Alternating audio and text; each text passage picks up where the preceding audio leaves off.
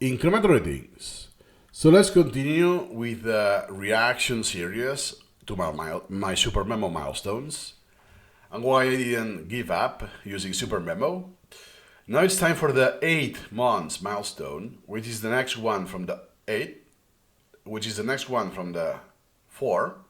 So basically double the time. I didn't have anything else, the 6 or 5, whatever. So we are losing no milestone here.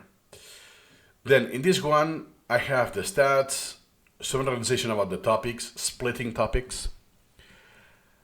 The naming conventions that I developed, if you remember, my previous milestone, well, 3 months, was, what is this one called? That I have been using, I realized I was not using concepts, so that then I developed a full-fledged concept convention because I had a lot more concepts. I realized some mistakes I did in the past, and the cost of those mistakes, some were very high. And lastly, the getting insights beyond SuperMemo, in the sense that, hey, now I have a relationship, I didn't expect that at all, with the creator himself. And this, from now on, at the 8 months milestone, has changed dramatically. The inflection point, I started in August with SuperMemo 18. That was in November. Sorry, that I talked to Wozniak only in December, the same year. So I waited quite a lot to send an email to him and so on. And then this has changed dramatically. As you can see, that is the most viewed of the ones of the milestone. Has 1,600 views. The other have 100 or 200. Then, the order you see is the order I have uploaded them, which I don't think it's a proper order, but yeah, let's start with something. I'll realize the order. Incremental. Oh yeah, then Greetings. Well, okay. Then yeah, it's the first one. Okay, good to know. The stats usually was the last thing on my updates. Here this was the first one. Weird. Now you realize that at 8 months is the first time that now I have at least bullet points. Before it was, hey, oh yeah, I want to see this, this and that. Okay, record. Blah, blah, blah, blah, blah, blah, blah, blah, blah, blah. See, well, not even see incrementally, because I didn't say that. At least you see some iterations that, hey, let me do this. You realize that getting to know Piotr Wozniak, it's on video now, because then I split the video. But I recorded this in a whole sequence. Changes in the stats is the third point. And then this will progress, then I did slides. That there's just the title, some content, and perhaps some image. But not just yet, incrementally. Then, before something else, I have one comment from SuperMemo Theater, the previous channel that predates SuperMemo Video. And this is done by one of the employees, not by Wozniak. I noticed you used Advanced English collection. By merging with your collection, you lose the original element ID, which will make it hard to take advantage of the future updates. Oh, 12 replies. Oh my god. Yes, I was knowledgeable of doing this, but at the same time, I did it because I didn't care. As what I have shown you in the other milestone of 4 months, I reported duplicates and so on, and that was already 2021, and it has been 3 years of the Advanced English collection, the 2018, no update. Even today, 2026, no update has come, so this decision will have come to no outcome. Because it was, the open possibility that this gets updated. It didn't. And why I didn't care? Because later you will see in my milestones that I didn't split the collection. Seriously speaking, I did. But what I did is I converted to Hanky. I have videos on that, no worries, you will see this. So later is, why should I care if it's not even in SuperMemo anymore? Spoiler alert, it went back to SuperMemo years later. It's fascinating all of the A/B testing I have done with SuperMemo, it's very hardcore. Then let me see the exchange. It's a pity. Oh, it's when I may have discovered him. Then I have checked his channel out, and I said, "Oh wow, this is 12 years old. The videos now will be even older." Wow, that's a different era of YouTube. 17. By the way, this is proof that with 17 years, look at how many views he accumulated. 21,000. Which it's a big deal. So one of the most watched videos about SuperMemo in YouTube, it's this one of the anatomy. But look at the other ones that are more specific. That's why most of my content, that I have a tremendous amount of content in SuperMemo, I know that even if I forecast it in a decade, because it's evergreen content, even in a decade, it will be hard to get 1,000 views. Because look at this, not even 1,000 after 17 years. And I have covered material that is far nicher than that. Way more niche than this. But good to know that eventually is, hey, I surpassed him in subscribers. It's like with fewer time, because I did a lot more videos, but it was not a race. So it's okay. Good to know. Let me see. I have a copy from Wash. Okay, I will get back. This looks like it's back to back, just ourselves. Let me see first the video, if it's worth, and I will get back to that. Incremental, also known as Golden Palace, and yesterday I did 8 bonds. I remember this. This is a video I can guarantee now. It's a video I have shot in one chunk as a whole, and then through editing I did the videos on isolation, because I didn't want to have a half-an-hour video, because back then I thought, hey, no one will care enough that will watch a half-an-hour video about my thoughts of SuperMemo, right? It was like, half an hour, wow, oh, you're so to the top. And now I say, well, only half an hour. For me, this will be a chatter of a video, not a video that I need to split. It just makes sense. I have split videos for the fluency cycle because the premise was to make it atomic. This is like on its own. Other than that, you'll see the videos tend to be longer. At minimum 20 minutes. So I don't do fluff. So it's whatever they need to be. If they need 15 minutes, 15 minutes. That it's cut in 5, just 5 minutes.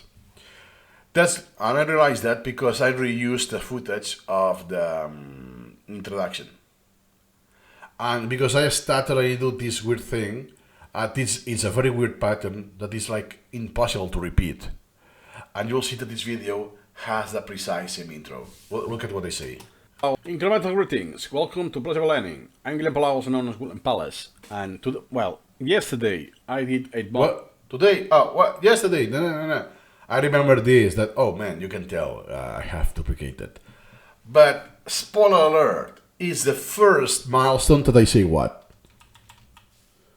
Incremental greetings. I still present myself with my full name. I guess I was transitioning.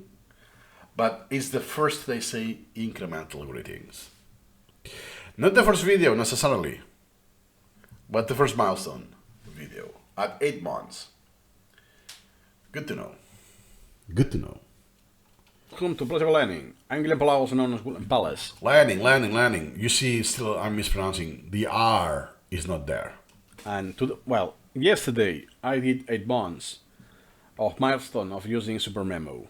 And I wanted to create this video now. Why I didn't create the 6 months video, even if it's a good milestone of half a year. And that's because in January and February, I haven't used SuperMemo that much. So I had... Okay, I didn't remember this fact. Makes sense that if I use it less often... Wrong.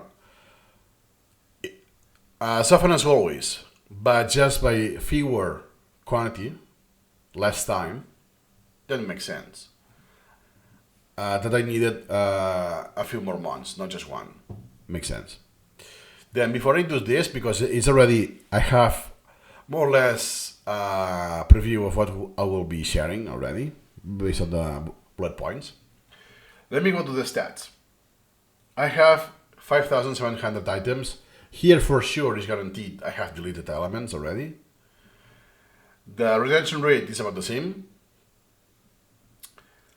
The average time 3.3. It has decreased. That means I can already tell you I have done more easy repetitions. Now in the knowledge tree I don't see it.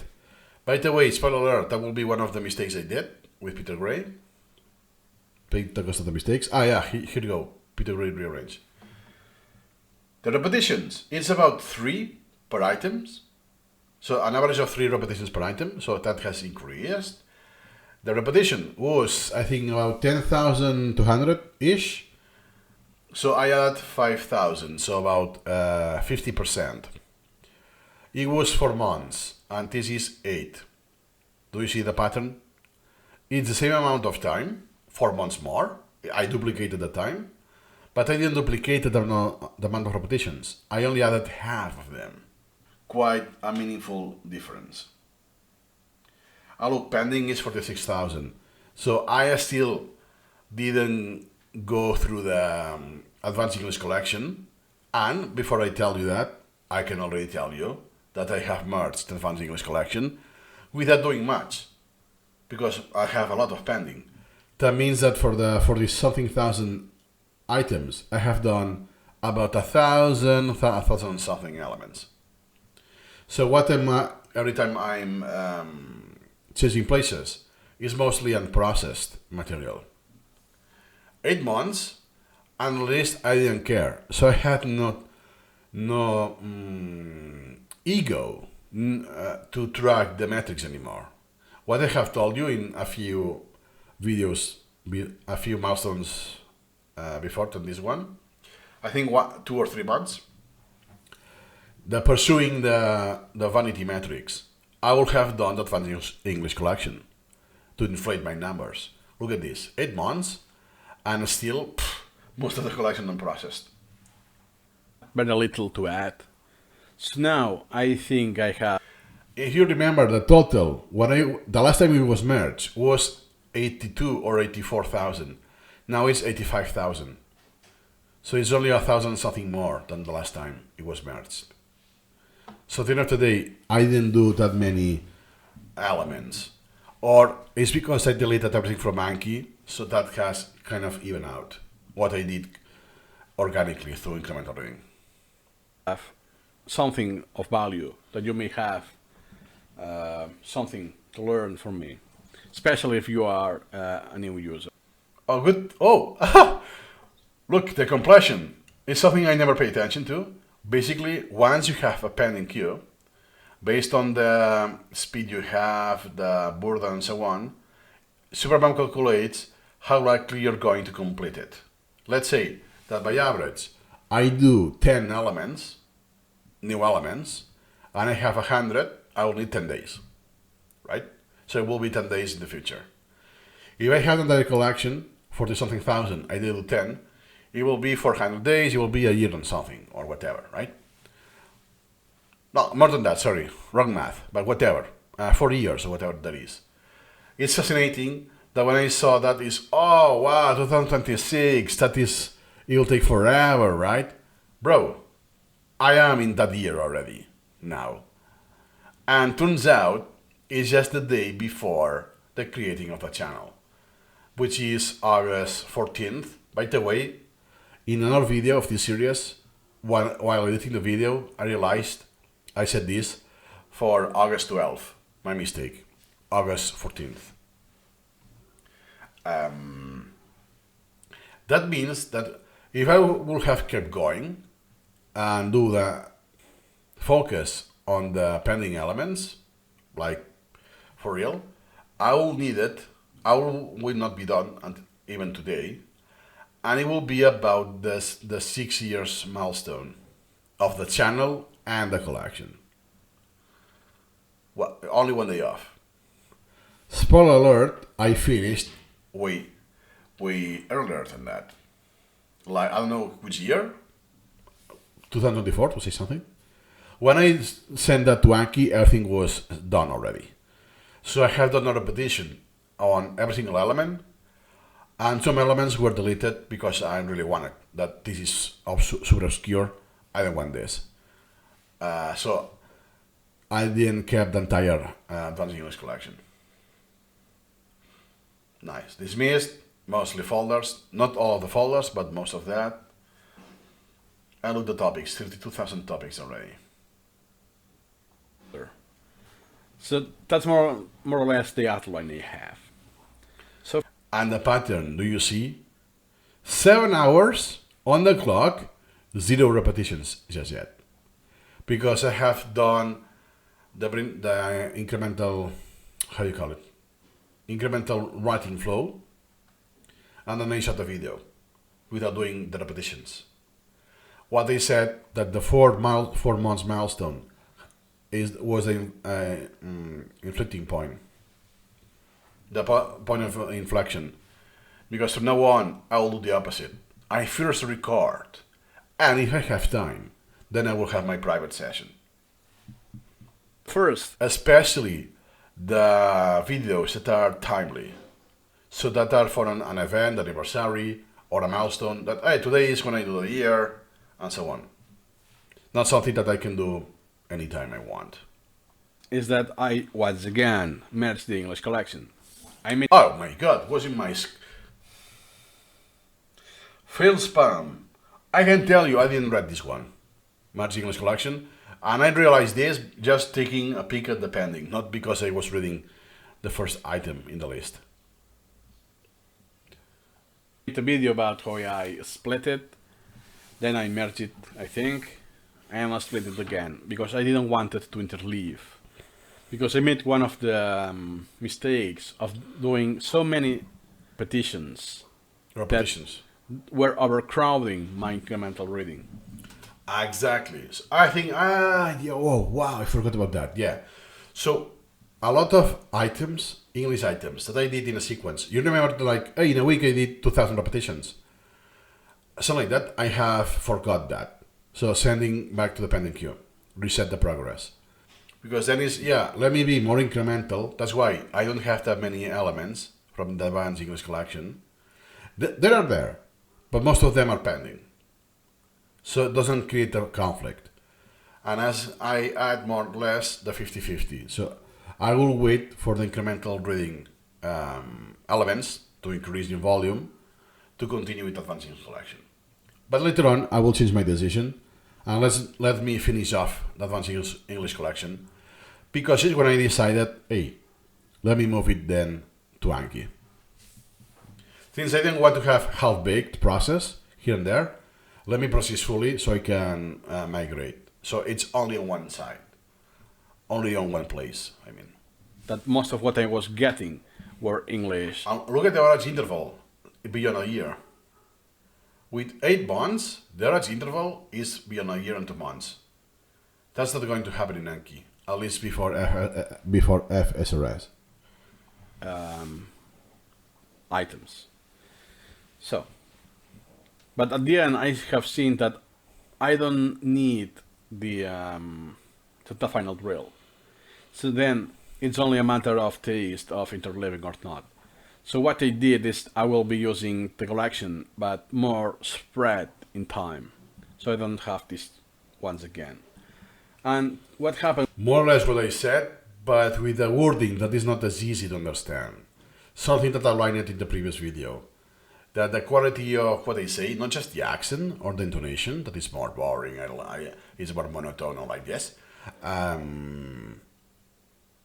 What I say is actually harder, because I know what I mean, what I want to communicate, but what I said is, woof, bro, it would have been nice to work on English way before that, if it was not because of the schooling and the coercion. With this is that they make a lot of changes in the stats.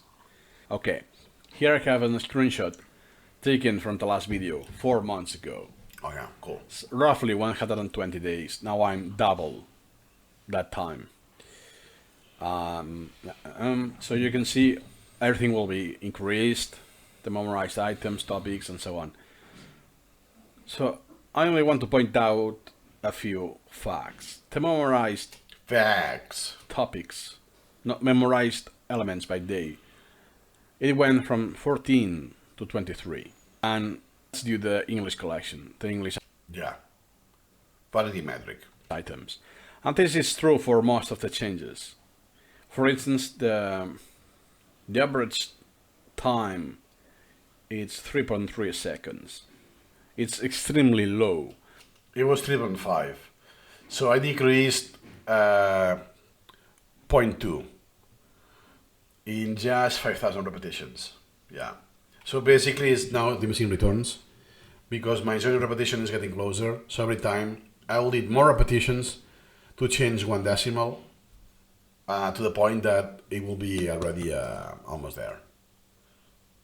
And that's because the English items are so quick to do. I don't know how much time I need. That's why from 1,000, the speed, 1,100 to 2,300. So I duplicated the speed, even though the memorized items per day is not double. Well, 28. No, it's really not double. It's below double. The speed of acquisition is more than double. And the retention rate has decreased by just 0.1%. And it's still above 95%, which should be the default target. How do you explain that? I'm a super cool user, extraordinary user, a genius. No, I have just easy material. That's it. But I think it's less than that. So I'm lowering and lowering the average. Look at the cost. The average cost is 19 seconds. Now it's just 9 seconds. It has halved once again. You see, just to show you. Look, not long ago Yeah, exactly. So what this is my Anki days. So what you see here are subsets because I have accumulated a lot of outstanding elements of English. Then now, once again, I need to filter to the 50-50 and so on. Okay, let's do one Sunday morning and process this. Right? This is what I did. That's why I did 500, 600, 900. Are elements of the Wozniak collection, and perhaps this not, but those one are not new items. Are items that are already outstanding, so I have seen at least once. So are even easier, or more likely are easier.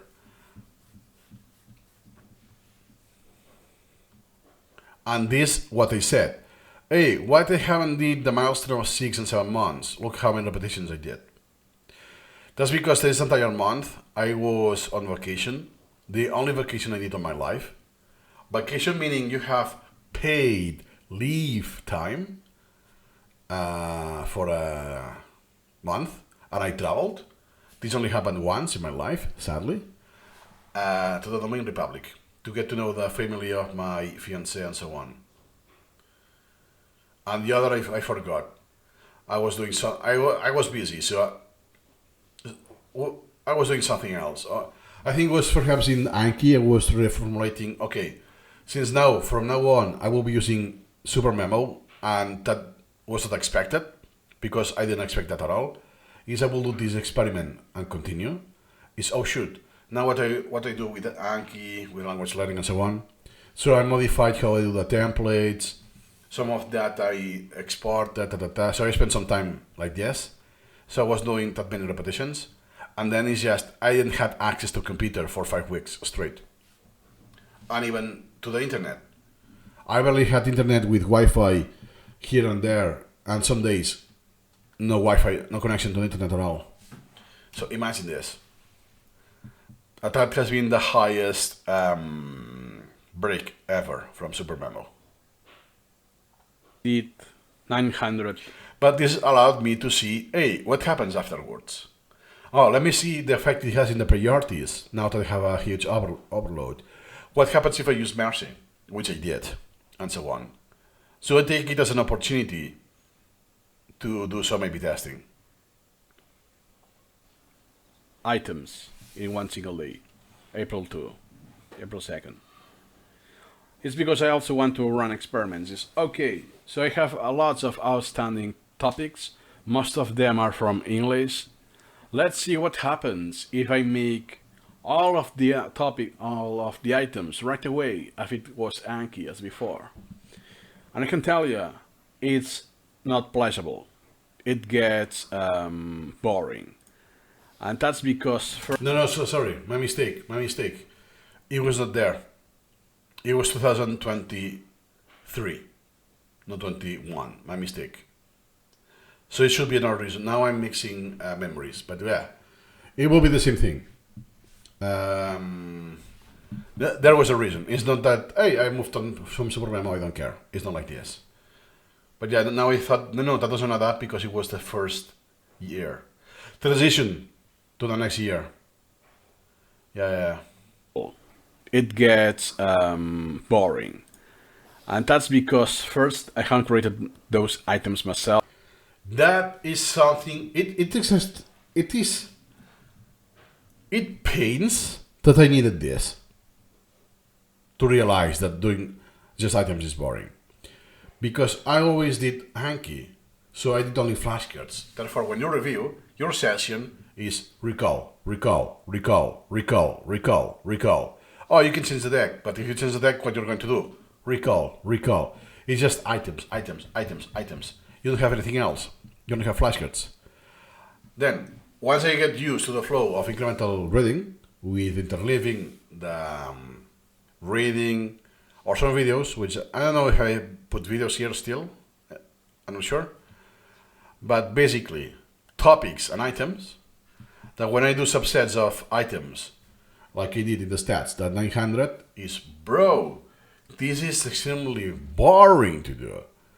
And I was extremely surprised that I had to push myself several times during the day. So to accumulate 500 reviews, that was not in a single bunch, in a single session, I mean. And I had to push myself. And I was pondering, how come I was doing this in Anki? Like this. Yes, I did also passive reviews, something I discussed in previous milestones. So it was not active recall. I had these items that is just recognized the word and that's it. So it's not that stressful or taxing, but still, I did thousands, and I always was how many hours, not how many minutes of recall time.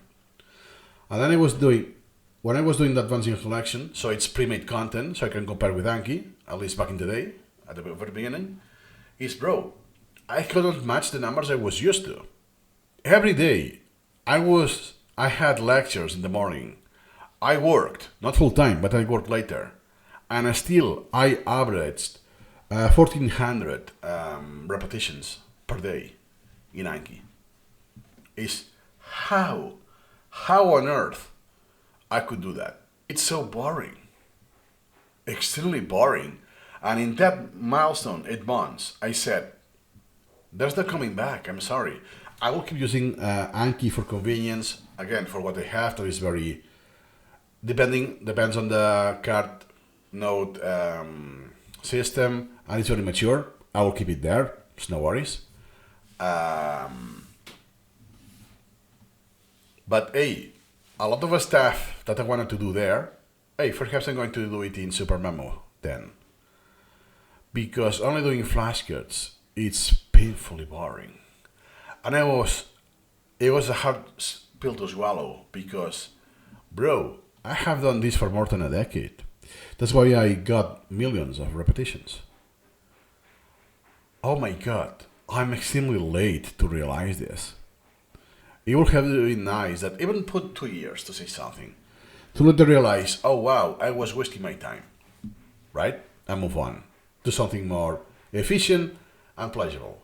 Not to spend 11 years doing this. turns out what I was doing first was boring. I already know that for sure. It was taxing. I already knew that. But it's extremely inefficient. I didn't know that, and then I didn't want to believe that. The massive, titanic cognitive dissonance, it was extremely hard to swallow.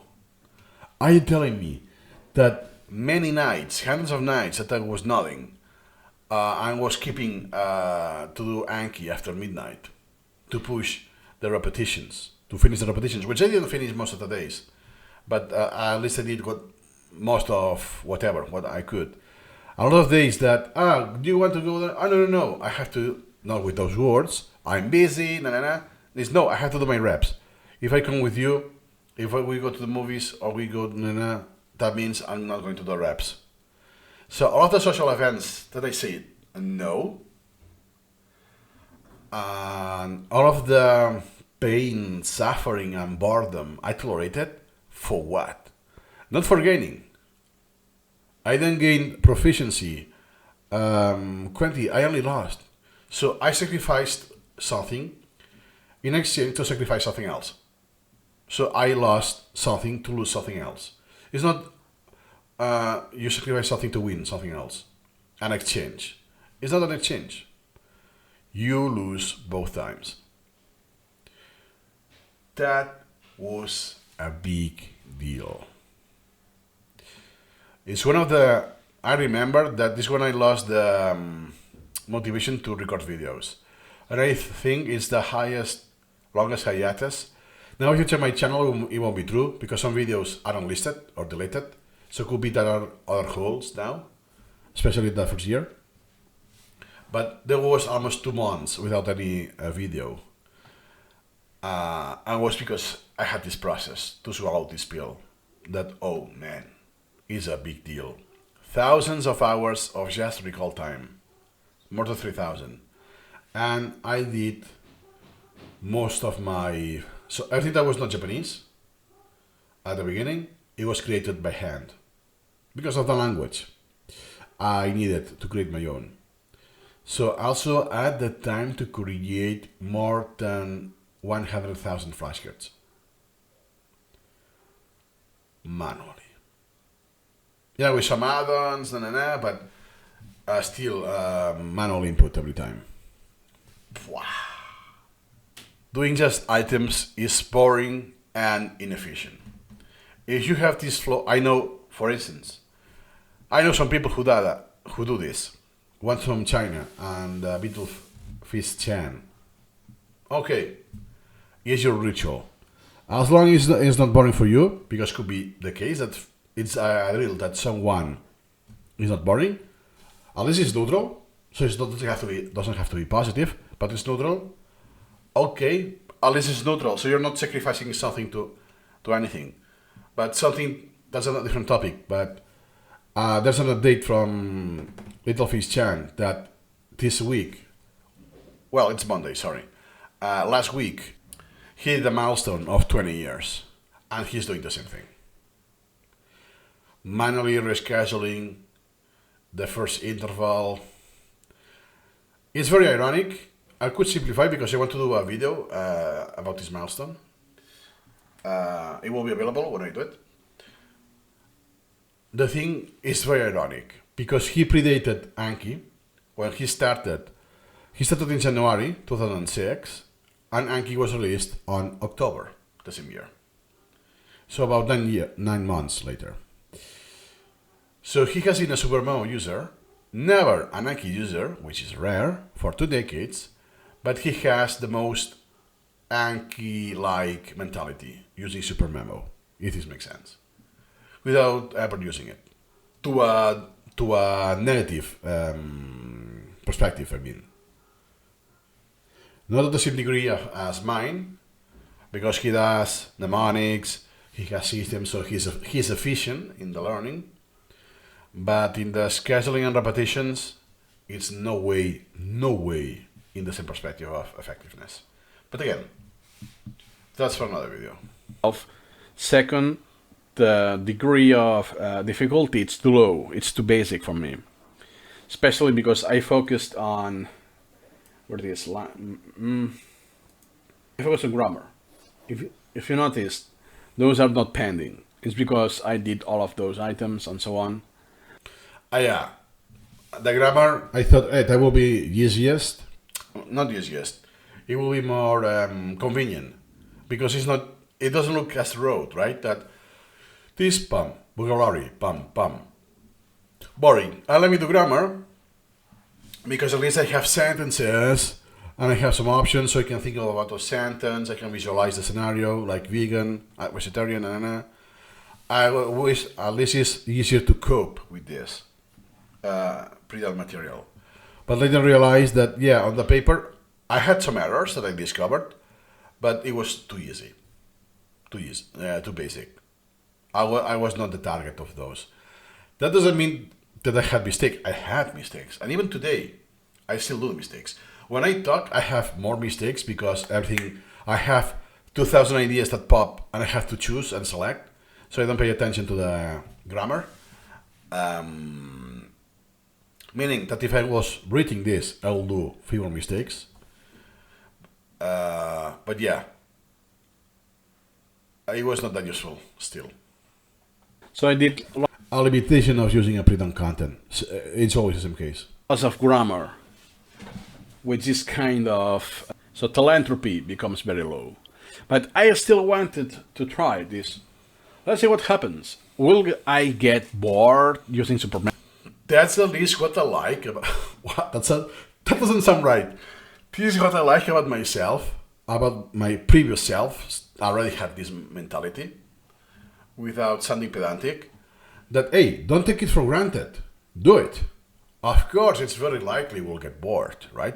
In the same manner that it's very likely that if I do the dictionary definitions, I will lapse those flashcards. Those 75 that I did, that I lapsed it. I glitched it, sorry. So more than lapsed it. Of course, right? But hey, I want to take this as an experiment. That's why, hey, let me do 25. There's no need to do hundreds because the pattern it's repeating over and over. But hey, don't take it for granted. That's why, hey, let me do subset and let me use the excuse that I have 1,000 outstanding elements from the Bunch English collection to do a subset of this. Because if I do it from the pending, I will create another issue, which I did before, that then this will get scheduled in the upcoming days and I will do a lot of harm, right? Hey, now that I have this situation, let me take the chance to do A-B testing, or perhaps it's just testing without A-B. Let me use this. What happens? Oh man, it's extremely boring. That's not because of the tool.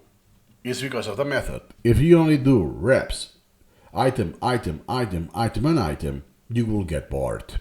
That is what, hey, I want to gamify this, because you are in the wrong paradigm already. If you need gamification, it's because what you do is not pleasant at all. Memo? Yes, I did. Absolutely. Yes, I did. Well, just do you see now the emphasis, the opposite of what they said at the beginning of the 4th month milestone? That is incremental ratings. I'm excited, but I don't show it with my character. Here's the opposite. Do you see already? It's been 4 months that at least I can show more emotion or more, emotion. But what they say in the English level. So I'm using features, or I'm communicating something through features that don't exist in my native language or Spanish, because I consider myself bilingual. So those are, for me, are native languages. So what I just did, I think it's the first time I noticed that. Because of what? Yes, I did. Will I get bored using SuperMemo? Will I get bored using SuperMemo? I have done an stress not in telesyllable, as I will do in a question, even if it's rhetorical or not. It will in that last telesyllable. By convention, is like this. In English, that's not the case. So I have chosen which word I wanted to stress in this sentence. Yes, I did. Yes, I did falling tone. That's not a thing in my native language. Because in English you can do this. It's a feature that, hey, you have the stress within the words. That's a name, I don't know how it's called. And there's a prosodic stress that is within the sentence. You have the freedom to choose what you want. Hey, the example in the dictionary usually is, I didn't do the homework today. So I emphasize the time that has been today because yesterday I did. Or I didn't did the homework today. So it's, oh, what it is? Oh, it's the homework, right? Or I didn't do the homework. So it's not that it's you, it's me. I make emphasis on the person, right? So this is a parallelistic level with the tone. Sorry, the stress. Well, you can also do the tone, but what I meant is the stress. I think it's the first time, or at least it's obvious enough of how I do it now. It's obvious enough that I detected this. Now that it has been a few days that I have been reacting to myself of 2020, that my English level was the worst. Now in 4 months difference, from 4 to 8, I can see this. I was not doing this ever. Even if in my brain was like this, I was not communicating because this feature of stressing words over others, which I did now once again, is not a thing. You cannot have this freedom because it's like a machine gun. It's our syllables, and every syllable has the same cadence.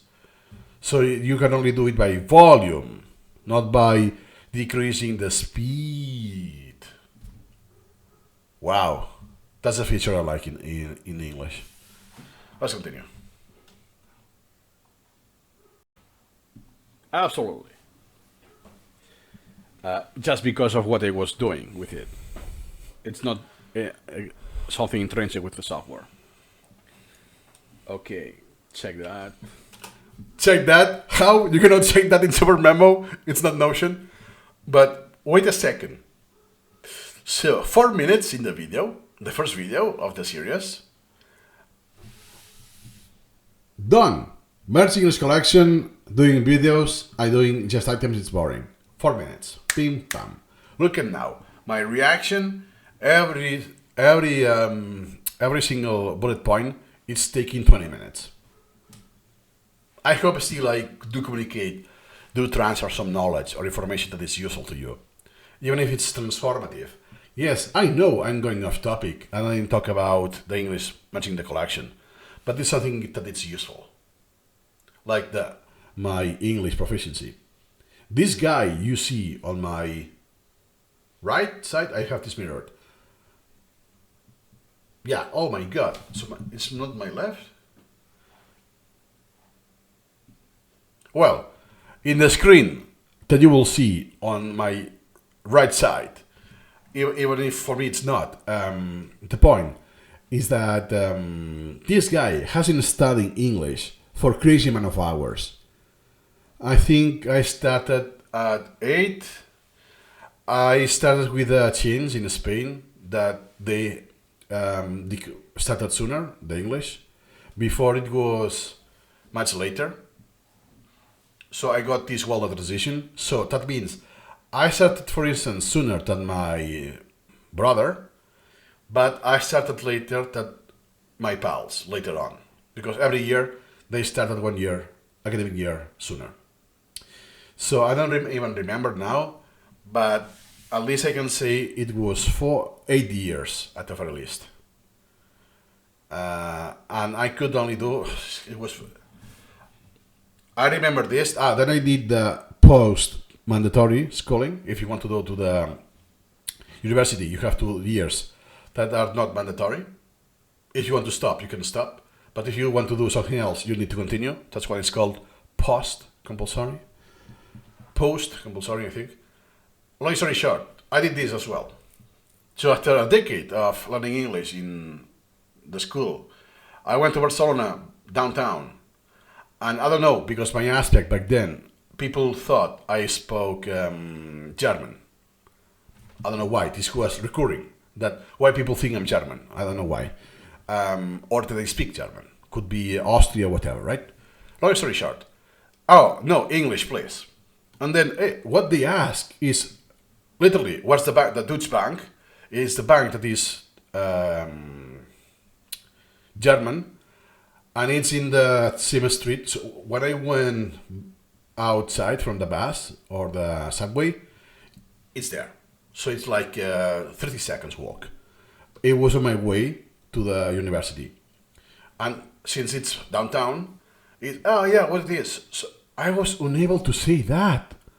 When I realized, wait, they asked me, it's just, hey, do you see this street? To the left side, the left. Turn to the left, and you will see the icon. And now I'm making this up because I forgot the details. Let's say it's a white logo, or you will see the logo of the Deutsche Bank. You don't even need to cross the street. So you don't need to cross now, the other side, and it's there. So it's just enough that I cannot point it to the finger and you will see it because there's a dead angle. It's just enough for that. I couldn't say that. It's, oh, yeah, walk that way in front of, oh my God. Where's my English's proficiency? Not just the accent that should have been terrible. I don't even know. I'm talking 2000 and what? 18 years before this channel. No, not long, 2 or 4 years before starting this channel. That guy you see on the left. So I have spent so much time learning English. And I couldn't say just an informal conversation. Where can I get this bank or whatever? I can get cash. Or where's the bathroom? Another question they ask in the university, especially the exchange students and stuff like this, or just foreigners. That, oh, where there's a bathroom here. Only to indicate this is, oh my God. That was, I was really angry when I realized this. Check that. I think more stats, like, I don't know. The retention rate has decreased slightly, 0.1%. The forgetting index almost the same. The speed. Wait, forgetting index almost the same. Today. Yeah. So okay. Good to know. Okay, my mistake. Yeah. What I said is true, but for the wrong reasons. It's because you have the average and then in parentheses today. But what happened is that both times I recorded the video before I did my session. Therefore, it's blanked. You don't see the second number. So yeah, then what I say is true. It has increased, half doubled. Mention that. From 1,100 on something to almost 2,400. Unsustainable. If you keep introducing that many items that quickly, then you're not going to do the reviews, the repetitions when they become outstanding. And if you do, then you will spend that time and you won't be introducing that many elements. There will be fewer. So only increasing the overall time you commit to SuperMemo, you could do it. Let me put now 12 hours a day. Yes. But once you max out with 16, all of the time you are awake, you will reach that limit. It's unsustainable. See, then the number you see at the beginning doesn't tell you anything. And if I didn't use advanced use collection, I will have like 400, something more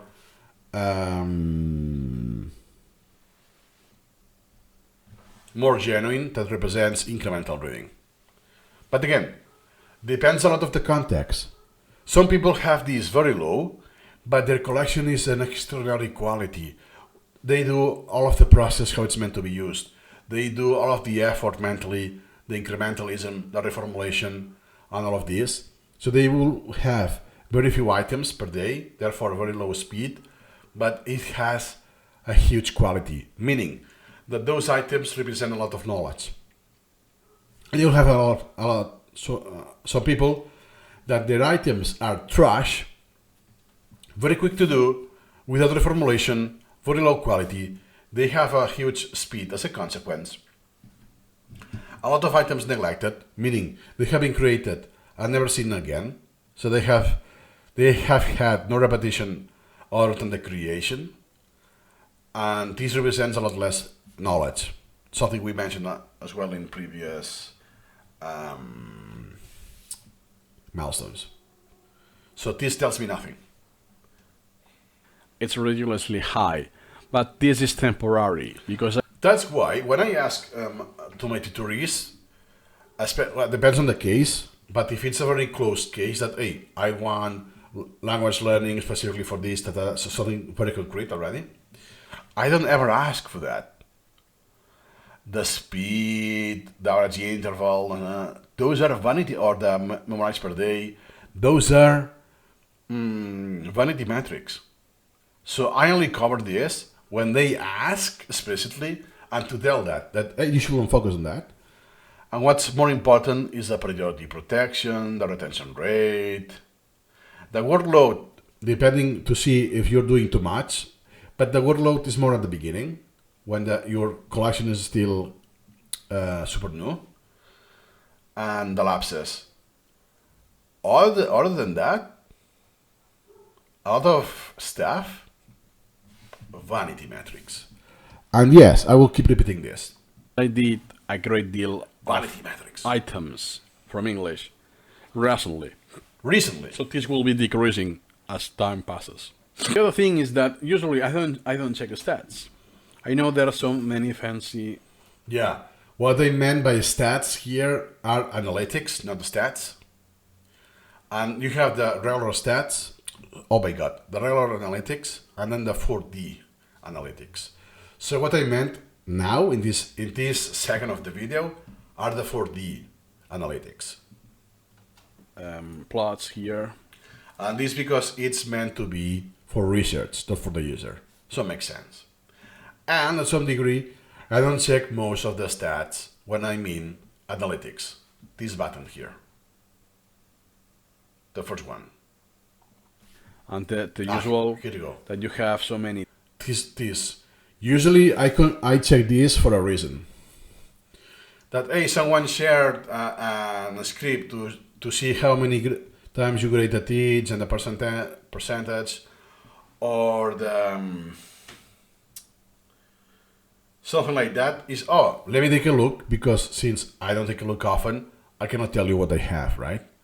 Another stats that they are, for instance, the average, the distributions, you know that they have this very flattened.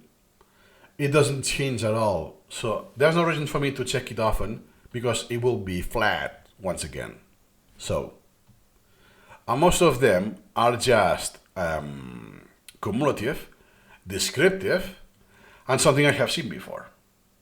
So it's only if I want to see the trend, because I see this every day, more or less I see the numbers, and yeah, why do I want to know that each day, right?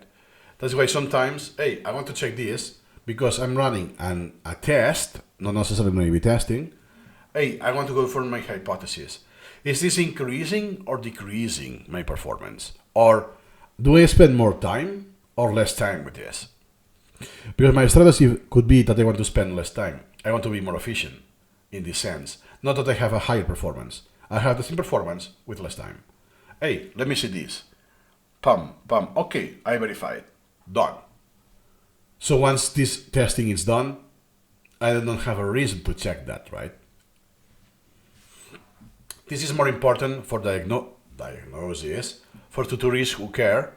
Or sometimes when I ask, they say, oh, I don't even know what is that, or I cannot even tell you. So sometimes I go to look at some graphs to see what they have done, because then it's just, from my side, is pure speculation. So I want to verify, hey, perhaps still could be two cases. I cannot tell you the reason, but at least I can tell you it's for this or for that. It's not just blank, right? That, for instance, one of the reasons could be that you always put 3. So everything is flattened, this will have this consequence, pam, pam, pam. Or if you do a lot of repetitions one day, the other you do just almost nothing, a lot the other day, this in the long term will have some consequence. Not in the algorithm, long term, because it will be one day off most of the time, But some plots, they will become weird. The pattern will become very weird because of that. Tabs As an for example. each thing and so. Some examples. Yeah, the forget index. Do you see? Hey, it's all over the top. It goes high. There are many outliers. But do you see that it's going lower? The trend is to go lower. Oh, that's because I added material that is easier, the English. That's the reason. That doesn't mean that my content of incremental reading is getting easier to memorize. But hey, I have changed, now I do mnemonics. From now on, hey, let me take a look. What you will do, instead of collection-wise, is to first do a subset. You will need, I think, SuperMemo 19 for that, onwards. So you can plot this per subset. Or what you can do is make a backup of the copy, delete everything else you don't want to, and then you plot this. Sometimes it doesn't work, depends on what it is. This will work for the kind of plots that tells you what you have now. If it's the ones that it's just history, so whatever you do, delete or add, doesn't reflect anything, then there's nothing you can do. But sometimes you can do it to verify. Oh, now that I have only the language, let me see the average. You can do it via subset, not all of the plots, but you can still get some values. The average for an index, and oh, look at this. The average is about the same, but I'm actually improving because I had this very high, very low, that more or less matched before. Now it's gone. I still match the same value, meaning that what was low now is actually higher than before. I don't have the content that is very easy to skew the average, stuff like this. Then the oral message that I want to convey here is that once you have passed these stages in learning, you don't need to consult that often the stats. On those scenarios, you realize something is weird, something is off. My performance is not what it should be. So you take a look to diagnose what it is. Or you have some running experiments and you want to check how they are going. If it's not for this, the other solution would be for vanity. That I want to send a screenshot to the community or to Reddit and hey, look at my streak. Hey, look at my overall, I'm better than you. They will be the only point. So on. Yeah. And here you go. Those are memorized. That's fascinating. Those are memorized. It's everything, including the topic. Okay. Still. So you can see here some jump of a few thousand. And here, super at the top. That's when I did the English stuff and so on. And here you can tell that I didn't do anything, so everything is organic. And now it sounds like almost flat. It looks like flat because I am the thousands. And since I also kept the effort to do a lot of repetitions, look at that, almost 1,000 items here. I was not creating that many elements because I was focusing on repeating the outstanding items. And then what you create and what I deleted, because I also pruned quite a lot here, more or less makes sense that, yeah, here you go lower, slightly up, but it stays in a flat line. On top of that, most of these I was almost inactive. So, yeah, from here to here, perhaps there are a few hundred top. And this is the scope of 3 weeks, let's say. Yeah. That's actually good. You can tell. Here is more obvious. That's what I wanted to see. Those are the elements that are in the collection regardless of their state, so not memorized. What's the difference here?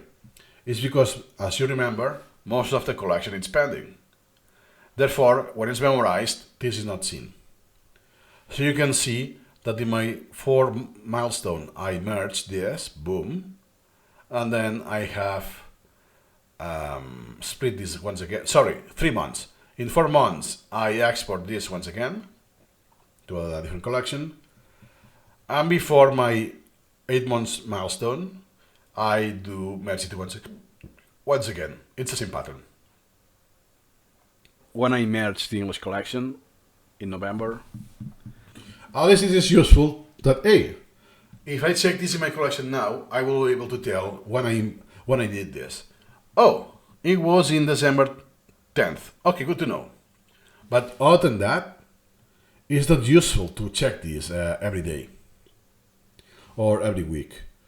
Because if you do this organically with only one collection, yeah, it will be increasing a little. That's about it. Nothing else than that.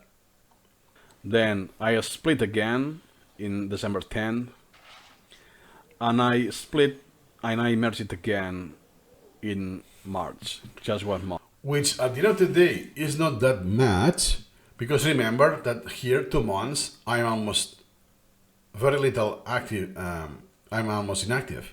You can still see here there's one change and here there's one change.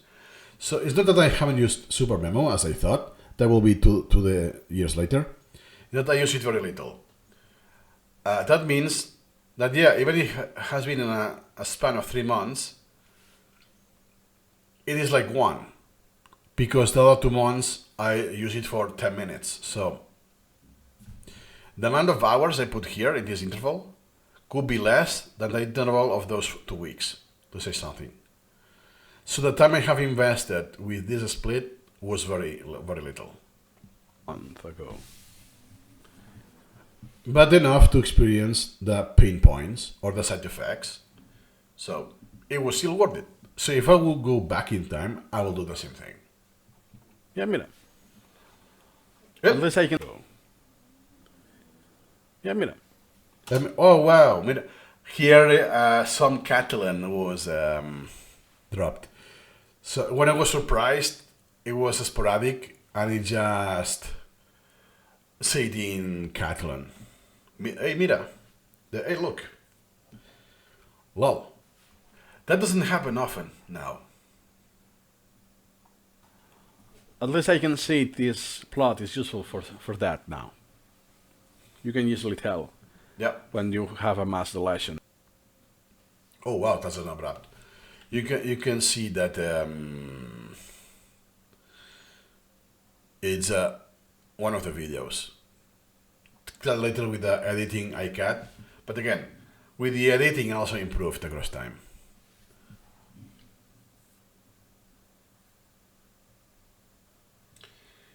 Nice. All of this is just the first 5 minutes. Oh my god.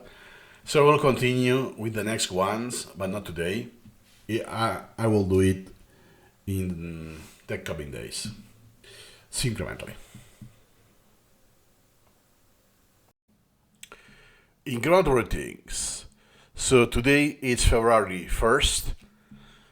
So I will continue with the reaction, and the next video is don't split topics right away unless high priority in SuperMemo. Basically because I have discovered I have over-splitting, especially preemptively. I imported and splitting and so on. So that's the video. It's part of the 8 months of the 8 months milestone. And in this case I got 2 comments. Yeah, I discovered that it was pun intended.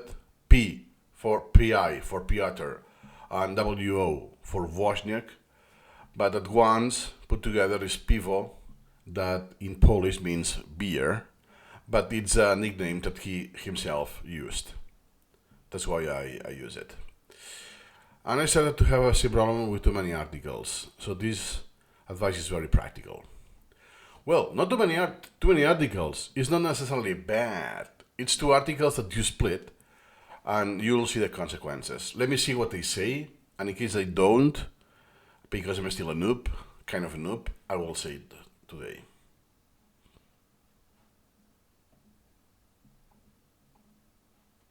Incremental greetings. Welcome to Flattening. I'm Guillem Palau, also known as Guillem Palace. And yesterday I did 8 months of milestone of using SuperMemo.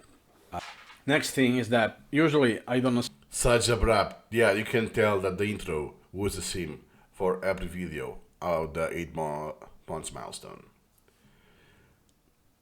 And I was doing a reverse, so it was a bold, and I was deleting the boldness for every point I was doing. Split right away. So let me show you. The imports in all caps are the old ones. 22,000. All I did from the beginning. What I do also is to split right away.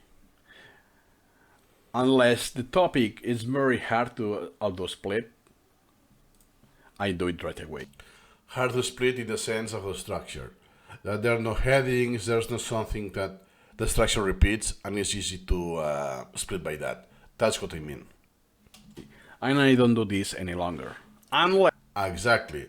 So even though it's very easy, very friendly for the split function, doesn't mean I have to do it. And in 8 months, more or less, I no longer do that. Not because I can and it's easy, means I should. Especially because of the cons. Let's see what I say. it's very high priority. So now imports in lowercase, as you can see, this is more recent. That's from, Wikipedia, yeah. Most of that will be Wikipedia as well. And you can see that I did serendipity, dialectical self, allegory of the long spoons. This is what I split, or not necessarily. I think I remember the long spoons. I didn't. It was short enough. I just applied done. But those that you see 15 or 10 is because those are the sections of the article. But this Wikipedia, I can split blindly. I know it will be a good split.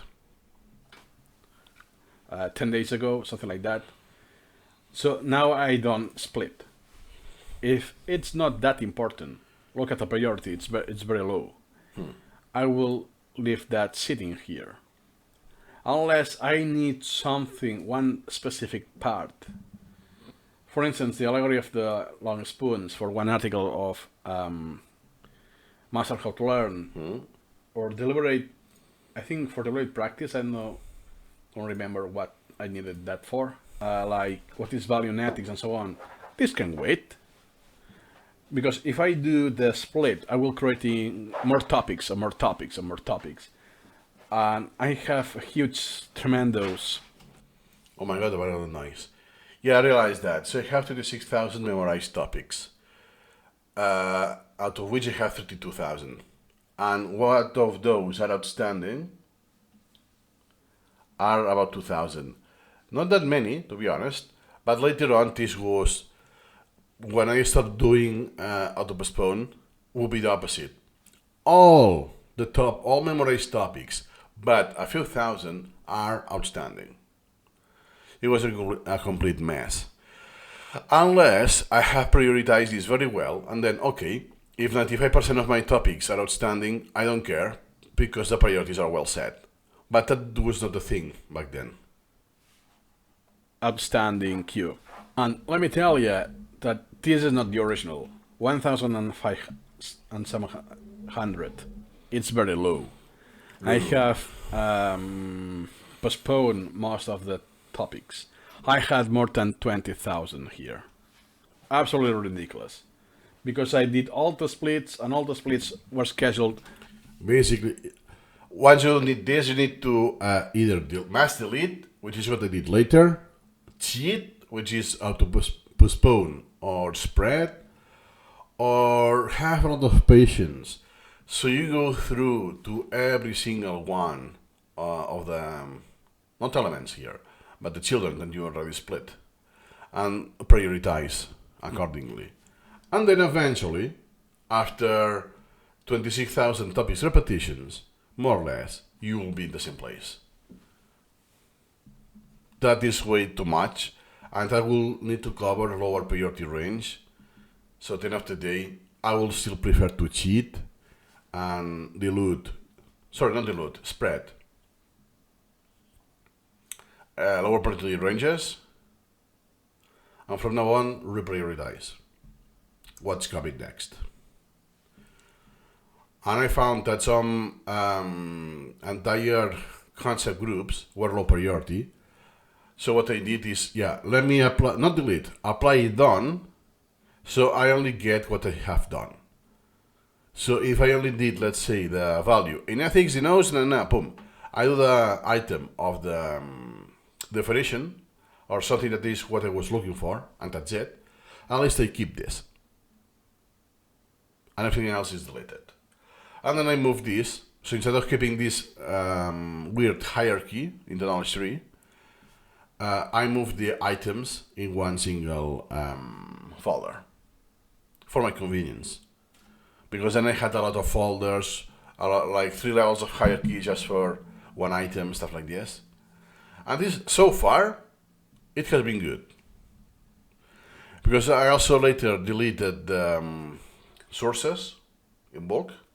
So if I ever import this again, it won't appear as a duplicate because I only have the definition. It's not useful. And so far it has been a positive.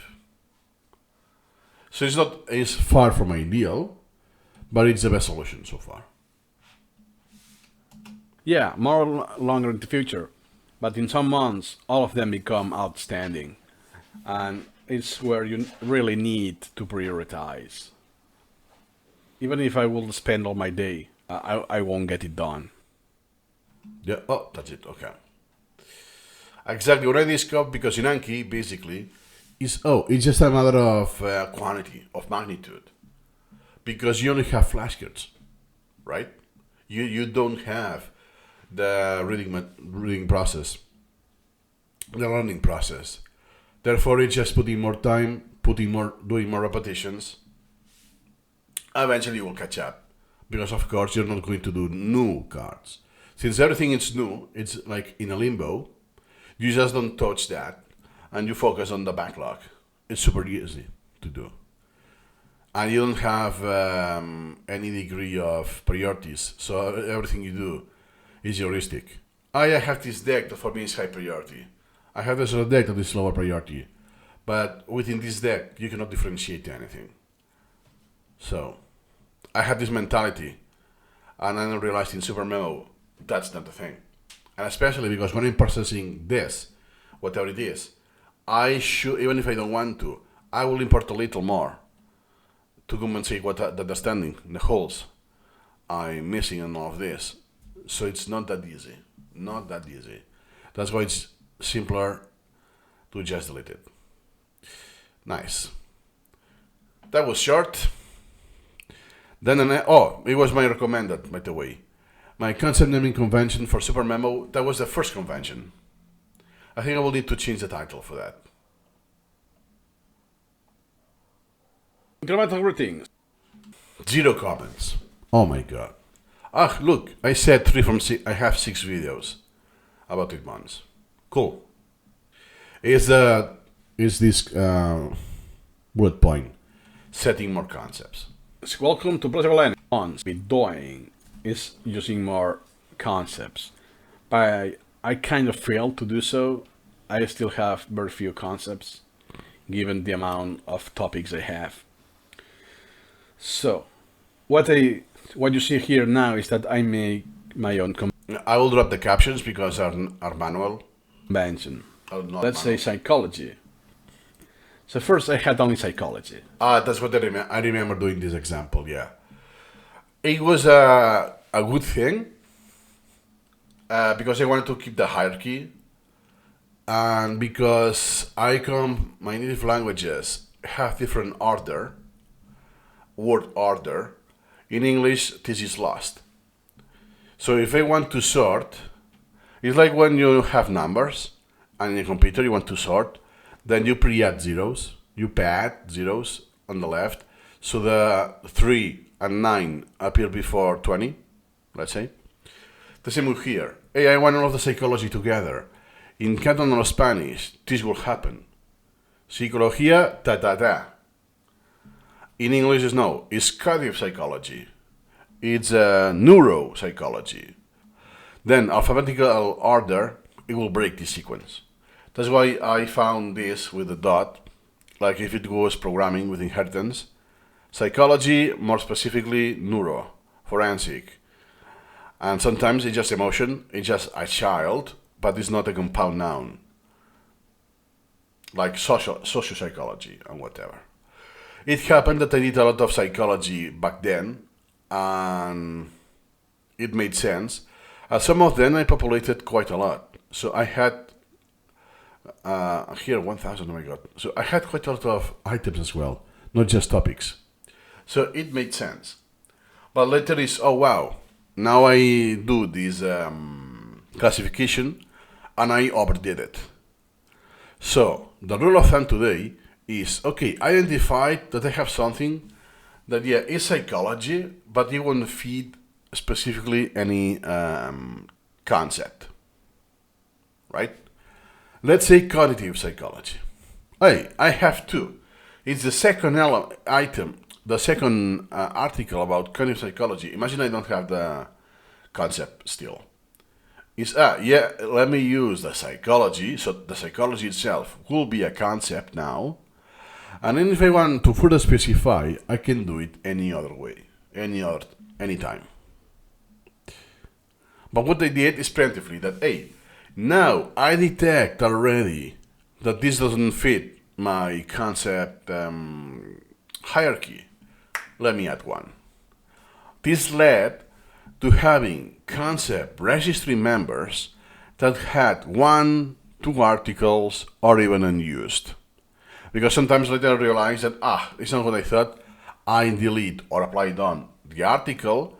It was the article that justified the creation of the concept. Therefore, the concept is no longer used as a registry member.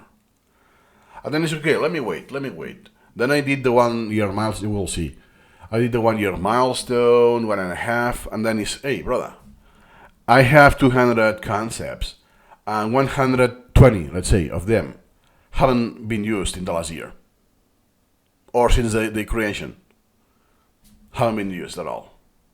Or, like this, it's just to do the knowledge tree, but I auto-apply the same template, everything is the same.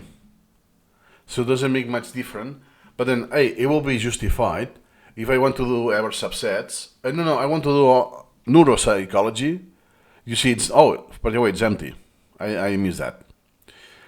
And cognitive psychology. I want to do a subset of this or that. It's one way to do it. The concept group. And that's it. Could I achieve the same by search? Unless I don't have an explicit convention with text, that won't be a thing, right? But later is, because I'm very hardcore. Yes. And I imported a book of more than 1,000 pages, textbook, and so on. But later I deleted that textbook. Again, I said, not deleted, I applied done. In the second chapter or whatever. So I kept like more than 100 items. But the thing is that, hey, now I won't have to do all of these so hardcore. So this level of preciseness, now it's a con, because when I have a new article, or an article that was on the imports, in like the to-do, and I have to decide the concept, it is an mental exercise already. Because there are so many options, and sometimes I actually remember that I had to Google to verify, hey, is this cognitive psychology, or is this neuropsychology? Or it's neuroscience, psychology, or neuropsychology. I don't know enough of the field of science to distinguish what goes inside, or what is hybrid. And if it's hybrid, what do I do? A different example, but this example that I have used in my videos, is when I imported an article that was quite extensive about memory in the autism spectrum. Oh shoot, where do I put it? In the autism spectrum concept, or in memory concept? It's about both, right? It only talks about the memory, nothing else. And by the way, there's quite a distinct staff there that compared as a normal, able, neurotypical brain. But if I put it in memory, it's kind of a loss, right? Because how I will be able to search, filter this out, that, hey, this is from the healthy, this is from the Alzheimer's, this is from old people, this is from, I don't know, vegans, and this is from autism spectrum. How do I do this subset, right? Oh, via subset. But then I realized if I do this, then I will have to have a concept for every subset almost. Like here I see linguistics with morphology. Hey, what if it's about phonetics? Or anything other that could be within linguistics. But then, hey, the linguistics with neuroscience. Oh, is this neuroscience then applied to linguistics? Or is linguistics with a flavor of neuroscience? So then it's, wait, instead of a narrowed down concept or let's say hybrid concept like psychology neuro, this concept that you can see is not being used, is and something I learned from another user, is let me use this concept only for tagging. Therefore, this concept will never be used as a concept group. The hook will never be used. It won't be ever set. So there will be no item or element that uses this concept, but it will be linked, if this makes sense. And through linking that concept, and linking only, is what they call concept tags. I have a video on that. And later I did this. But what happened? I was not versed enough because this required the difference of linking element by element, concept by element, element by concept, concept to member, component to element, and oopsie doopsie. I thought it was element by element, and then I realized, oops, I did actually something different than I thought. And it's not easy to undo, and it's not easy to see, because in this element, okay, you can see it's psychology. The concept is psychology. Which concepts are linked? There's a way you can see the list in the browser, but you have to do this manually. There's no way to see this ever. And you cannot even visualize it, unlike a knowledge graph. That's why it's complicated in the sense that you need to have your concept registry members on your brain, like this. You need to know your concept registry members like it's the alphabet. And what happened? That, oh shoot, let's say that, I forgot I had biases memory, so memory biases. And then I put this into memory concept. Oh yeah, because memory here is not at the beginning. Memory.biases is biases and memory, because I wanted to differentiate cognitive. Like here, it's a similar case. I have anatomy, whatever that is, and then anatomy brain. Then this means that it's anatomy, everything in general, except brain, because the brain, I have one specific for that. I need to remember this. Or else, next time I will put it on, it will be brain, and I will put it on anatomy. And why I did that? Because you can see it's 1018. Because I did this I started from a book on neuroscience, so I had a lot of anatomy in the brain, and then I had something about the feet with barefoot, walking and so on. And so yeah, now it's overkill. All of the concept is about the brain. Okay, let me do this one, pa-pa-pam. And the same thing, I only set here psychology, but I have the same with chemistry. Do you see the folder? And so on. Then, okay, let me specify more because I have more items and I want to be more concrete. So I want to specify if it's cognitive psychology or forensic psychology or social psychology or emotions, phobias, and so on. So what I do is that I create the topic. Let's say, for instance, memory. For now, memory is only one topic. So what I do when I said topic, I mean concept. Oh my god. Is when I have many of them, like anatomy. It's anatomy and specifically brain. If I'm more interested in anatomy, I will be more concrete. If I create a new That's the right mindset. So, hey, I'm waiting now. Let's say that I'm on now walking, barefoot walking. There's an anatomy that is more important, especially for the muscles. They usually don't cannot work properly when you are with shoes, right? Hey, I want to know the names in English, so in different languages, right? So it's not just knowing the science, also the nomenclature in at least three languages, which is what I do already. Even four or five languages, depends on the if it's just a bone or whatever. Makes sense. But hey, wait, once again, that would mean I do anatomy only for the feet. Nice. But what if I already had 1000 here? Then should I need to do subset to now move whatever is specifically from the feed and move it to the new element, to the new concept group? This is what I did. So I actually then spent some time that did just maintenance. I'm not learning anything. I'm just moving things from one concept or no concept or dummy concept like the imports to a new one. I later realized that hey, I'm spending quite a lot of time. And then it becomes a chaos because for instance here, heuristics, paradoxes. Hey, should this be inside psychology? Inside where?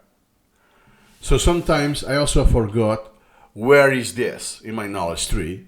So I had to go to my concept registry and then there search for the registry member and locate it in my knowledge tree. And again, later when you have hierarchy, not in this level because it's just flat at the end of the day, but let's say that then I have this, or inside software, in the second or third level, but the parent is another concept group, then it becomes problematic. Because it's the definition, you break the definition of a concept group.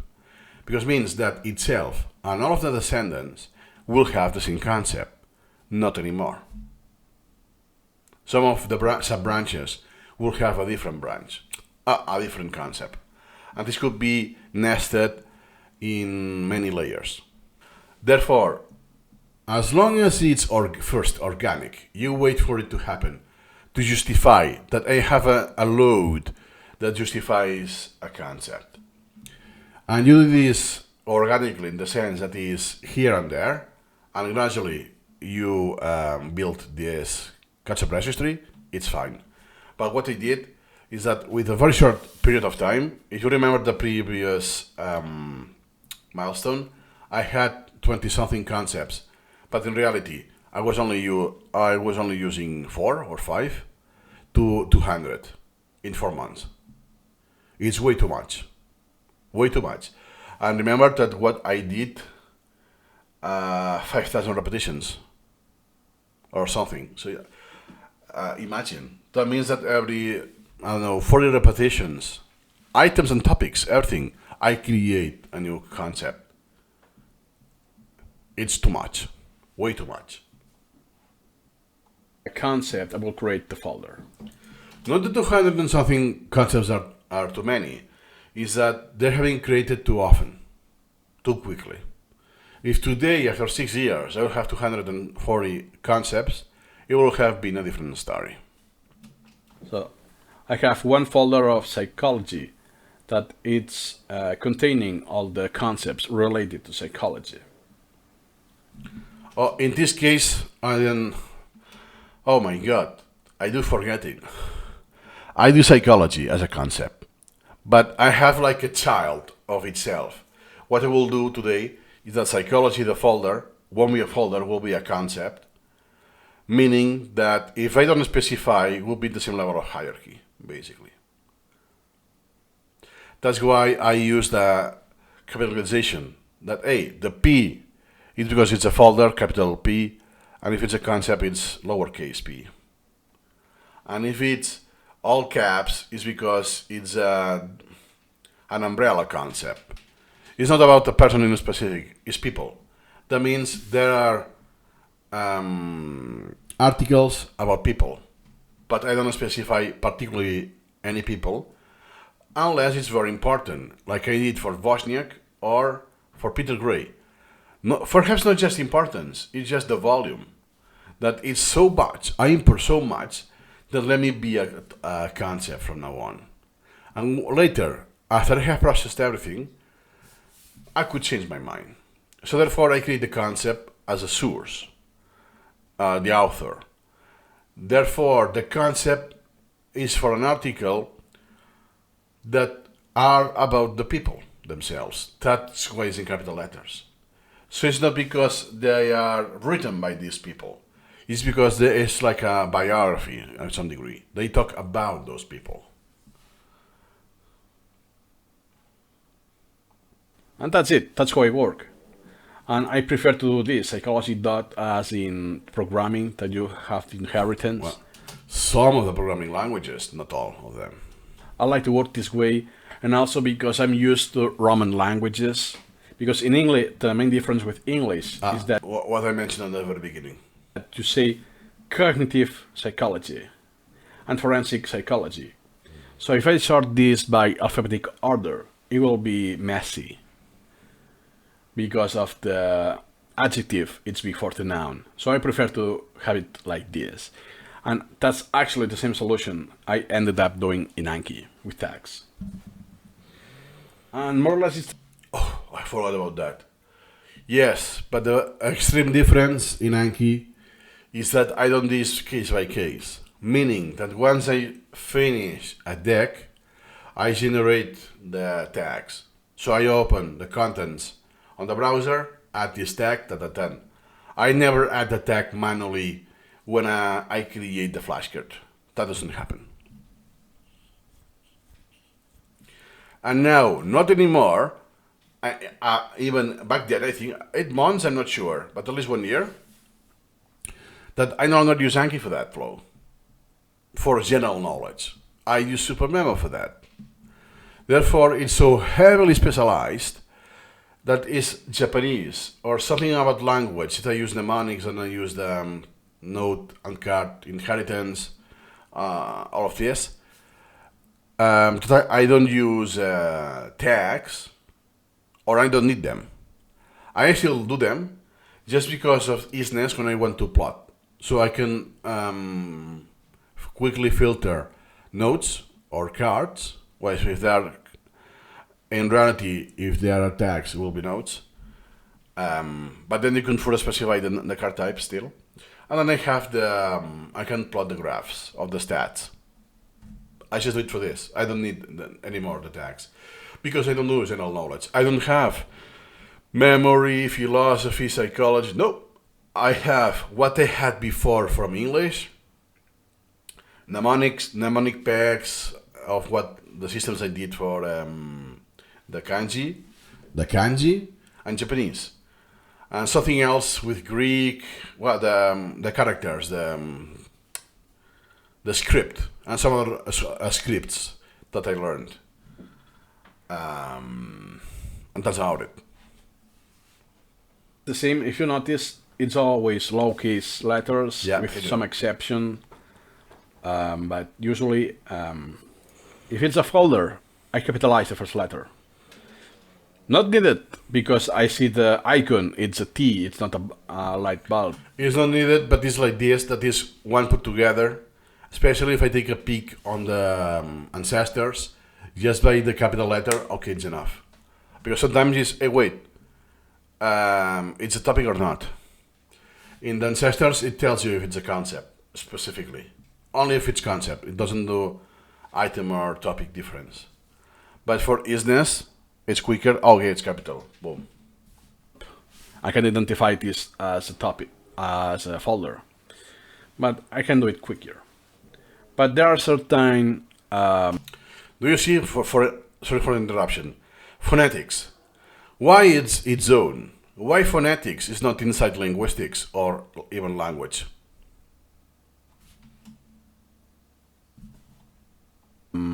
Exceptions to this rule. And as you can see, is quote Or open source, why is not inside software? Usually I will put it there. import. And look what happened here. Do you see this concept? 175, philosophy. Philosophy as a topic.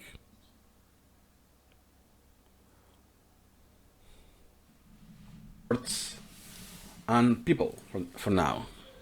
This means when I capitalize everything, all caps, means that, yeah, that's a concept, but it's temporary. It is not meant to end up like as a concept. Exactly. It's just something that talks about a person. It's like a category, a kind of article, let's say. But then this could be this goes to memory, philosophy, or whatever. For instance, here I have people that I want to read about.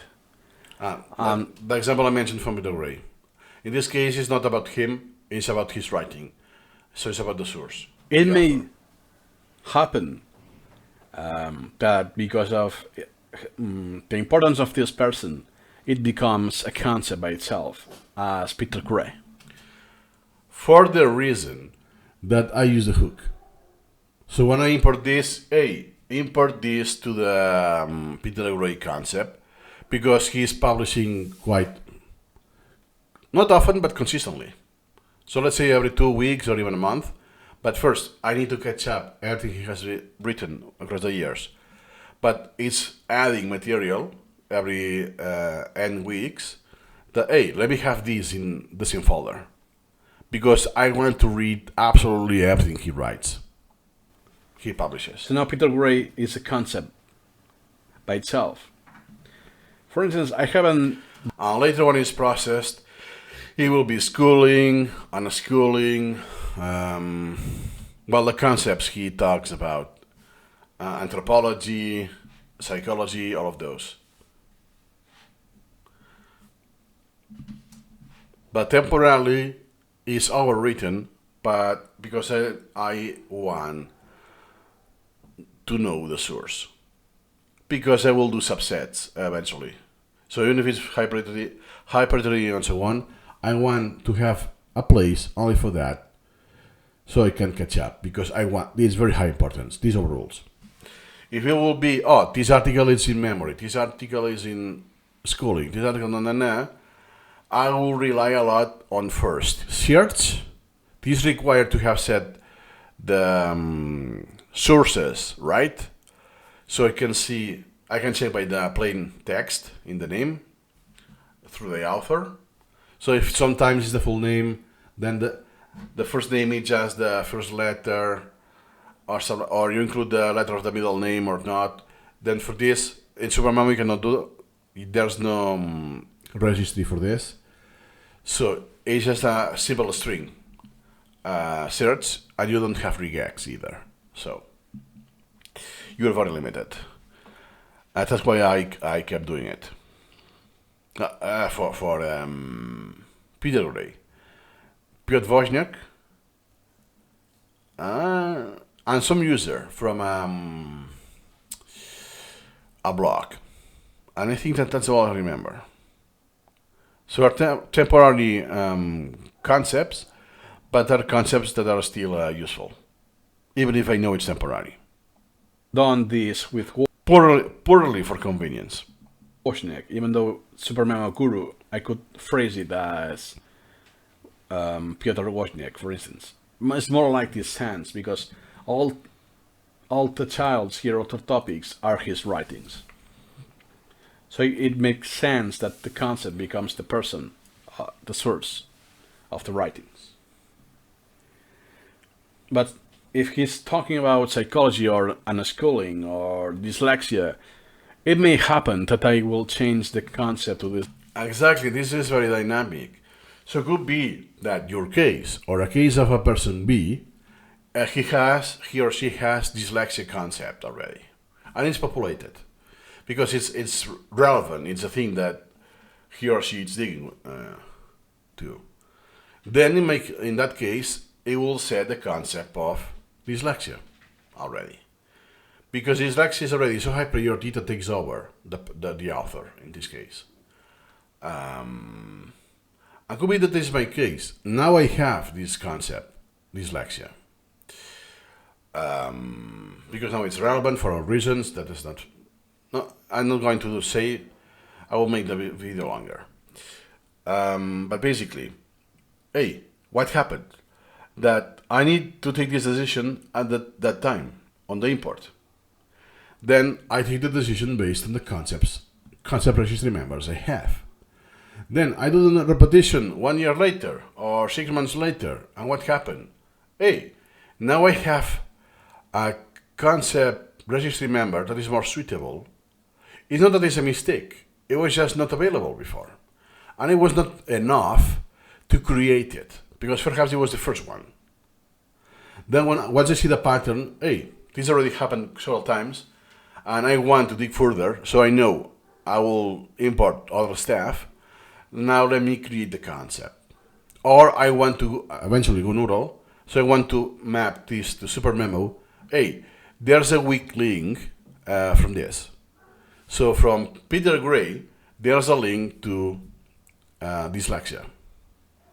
I want to convey that in binary, let's say, to SuperMemo.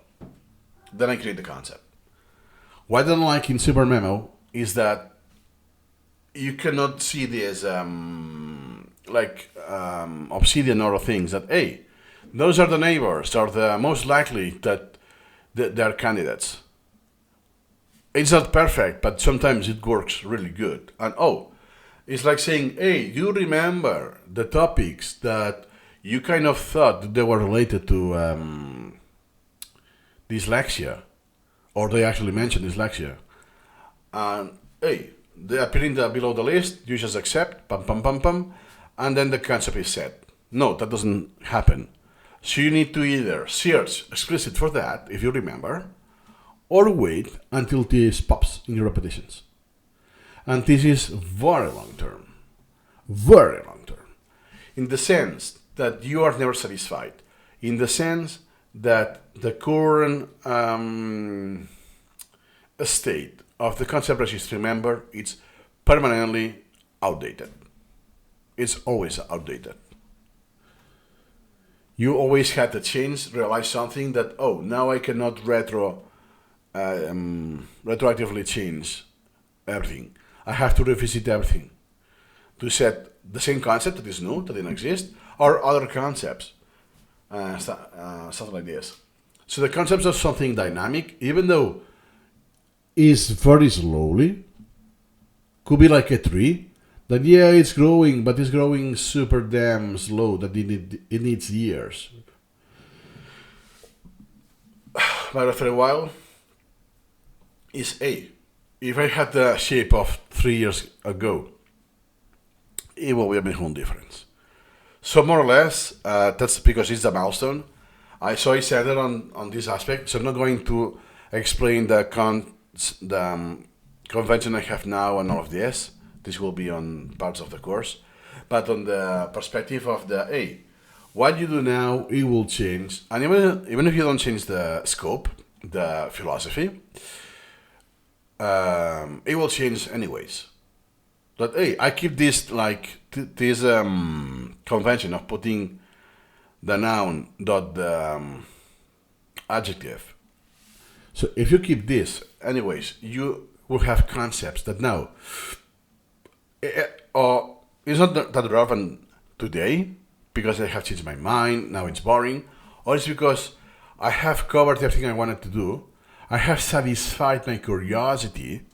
Eventually, when I do this, is now it's not that relevant anymore, and could be that I just did 10 elements with that, and I'm done.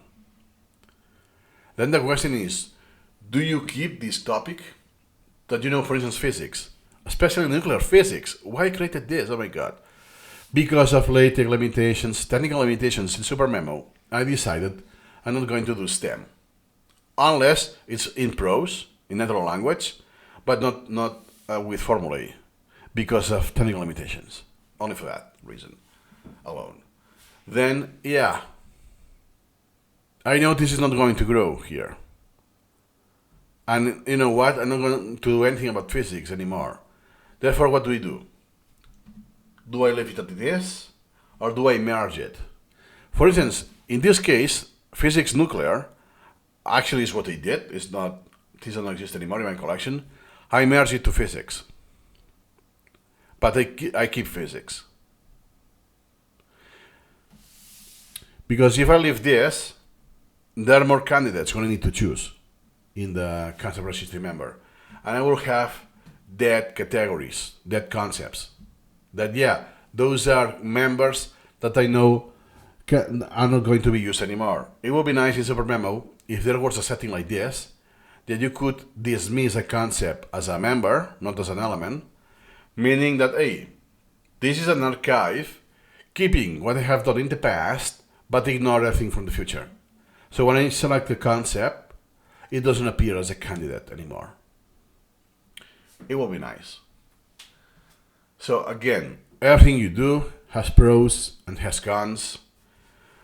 And that's why while you use SuperMemo, and especially if you get familiar with it, and second, your collection grows, you will prioritize other stuff than others. It's not something better than other. It's just more suitable for your flow or less suitable. Remember this. That's why if your flow changes dramatically in SuperMemo because you stop doing formulae or something like significant, this will change what you do. This changes your flow. Therefore, might change the requirements, what you do with concepts, as an example, or with templates and so on. Dyslexia or memory or whatever. So it's just a temporary. Oh, wow. Okay. Let me see if I don't know. Yeah, no comments.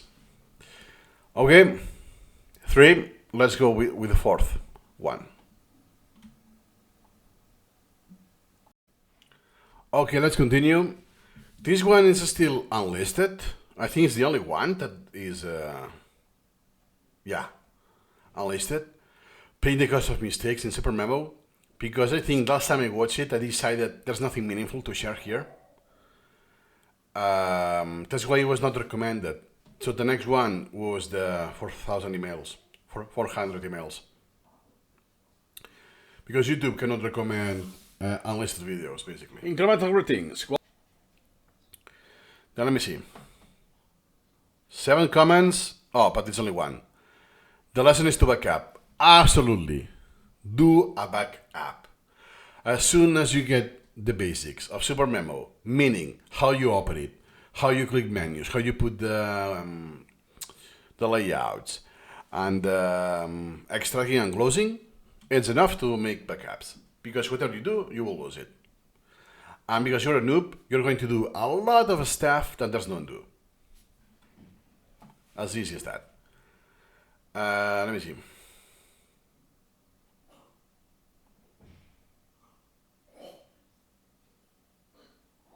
Let me rephrase what the user said. The lesson is to make frequent backups. Yeah, more clear. Oh, thank you, Harvey, from the UK. I know the person. 4 minutes. Let's go. Welcome to Flattening of Milestone of using SuperMemo. Okay, source. Paint the custom mistakes. But I imported so many articles. In fact, yeah, part of the concepts. Okay, yeah. All of them of the psychology today. Oh, yeah, I remember this. So you see it has been regrouped. No, it's the other functionality that does the same but kills all of the hierarchy, flattens the hierarchy. So then I didn't remember, hey, this, let me see what I say. So I opened them one by one in SuperMemo, in Internet Explorer, parse the article to get rid of all the ads and so on, and import in SuperMemo. And I did with more than 200 articles.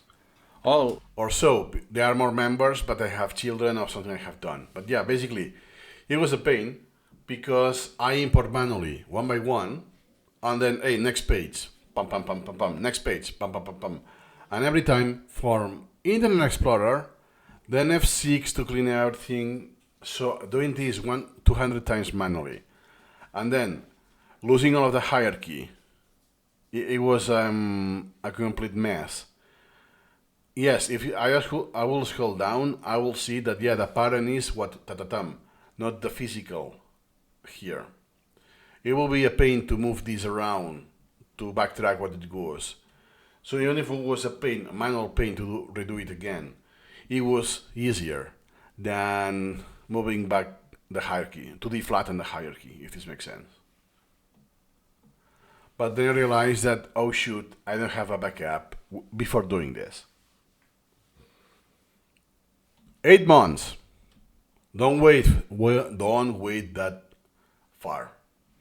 And the lesson is what Harvey said. Is about the frequency. I was already backing up my collection, but it's the frequency, because if you use SuperMemo for 5 hours a day, and you back up once a day, you're prone to use up to 5 hours worth of work. That's why, especially when you do something that is not undo, like rearrange, postpone, doesn't have to be as exceptional as Mercy. Apply a template in bulk, because depending on what you do, and if the templates have flags, you could mass delete images from thousands of elements. That is not that obvious. Then in the backup, when you see, oh, why I have that this happened to me? How come I have 200 figure images in my registry? Oh, because they become non-used and they have been deleted. Oopsie doopsie. Rule of thumb, do backups. That you use SuperMemo more often, do interim backups during the day. Just based on time, let's say that you do a session morning and a session in the evening, so each session backup. Or before you do something special. Especially running, this is what I did yesterday. Before running collection repair, backup. There's no chance in my main collection and the language collection I run collection repair without a backup. No chance. Before, I will still keep 2 months without repairing the collection, triggering dialogues, then triggering this, because it's against the odds. It's more likely you lose than you win. So it's like rolling the dice, but only the 6 you win. Any other number in the dice, you lose. It's two-way of a gamble. And once you have this set up, or once you know what to do, even if you do the Z backup solution, it takes less than a minute. All of this, I think, from the very beginning of 2008. So I took my time to do it. Look, I have imported back from 2008. So all of his blog. But I screwed up. As you can see, I did it rearranged in folders. But instead of... Now it's easier, by the way, because I can use... That was SuperMemo 18. With SuperMemo 19, I can use Chrome, and imports quicker than Internet Explorer. Was a complete mess. If it had more than 6 tabs, it was like lagging super hardcore. And if you imported, could be an error on import, that then it was empty, the text, so you had to redo it. It was an absolute nightmare. Working with dinosaurs, obsolete software by decades. Doing... And that's the key. Instead of regroup, I did rearrange. The regrouping. Because it says arrange elements. So a group is arrange. Is using the same verb as the other option, which doesn't help much, by the way. Leads to confusion. If you say, oh, regroup is arranging folders, and then arranging folders is, oh, what's the difference? It's without severing parent-child relationships. So basically, rearranging folders, I will say flattens the hierarchy, at least flatten or break the hierarchy, but not severing or without. So you say without severing, and I think if you put rearrange, it doesn't say rearrange elements in folders or with severing parent-child relationship. So only negates the bad in one option, but then it doesn't tell you the bad option on the other. It's a very extremely bad design. Let me confirm this. I did the rearrange. Arrange all elements equally in folders. Based on my memory, hey, I did regroup some time ago. Oh yeah, it's to arrange elements equal in folders. Yeah, because it creates folders every 5, every 10. This is equally, right? So how is actually explained? It is borderline deceitful. So if I'm a noob or I'm confused, that doesn't clear anything, because this definition is also true in the other option. Arrange all elements equally in folders, but keeping the hierarchy. But if it's every 10, it will be every 10. It's equally every 10. And the last one is when you run out. So let's say I have 99, it will be 10, 10, 10, 10, 10, 10, 10, 10, 10, 10, and 9. And if it's 91, the last one will be only 1 itself. Because it's math, it's arithmetics. But bro, why you don't tell me this? Rearrange equal in folders, severing parent-child relationships. I was expecting this hint, and the lack of this is boom. And I didn't realize back then, because the result, it's the same. So unless you uncollapse manually, what you will see, the first degree, the first children, it's the same. So, okay, I move on. I do backup, we continue, and then when I do a repetition of that, is where am I in the knowledge tree? Oh, wow, everything is flattened. Oh, shoot, that was 2 days ago, or 3 days ago. Should I, or one, I don't forgot, or 1 week, is, oh, wow, what do I do now? That's a golden nugget from now on. Something I didn't know back then is that you can do a partial backup, a partial reverse backup, if you want to call it like this. What do I mean? Hey, I have lost 2 days or 1 week worth of material. But in this case, it's very isolated. What I can do is let me recover. So I have my collection. Let me recover a copy of my collection from 2 weeks ago, and then I will just export this branch, Peter Gray, to this new collection. And which you could do, you could have this redundancy, double check, and then you delete this one that you have, that you messed up. You can have duplicates, because it imports like if it was new.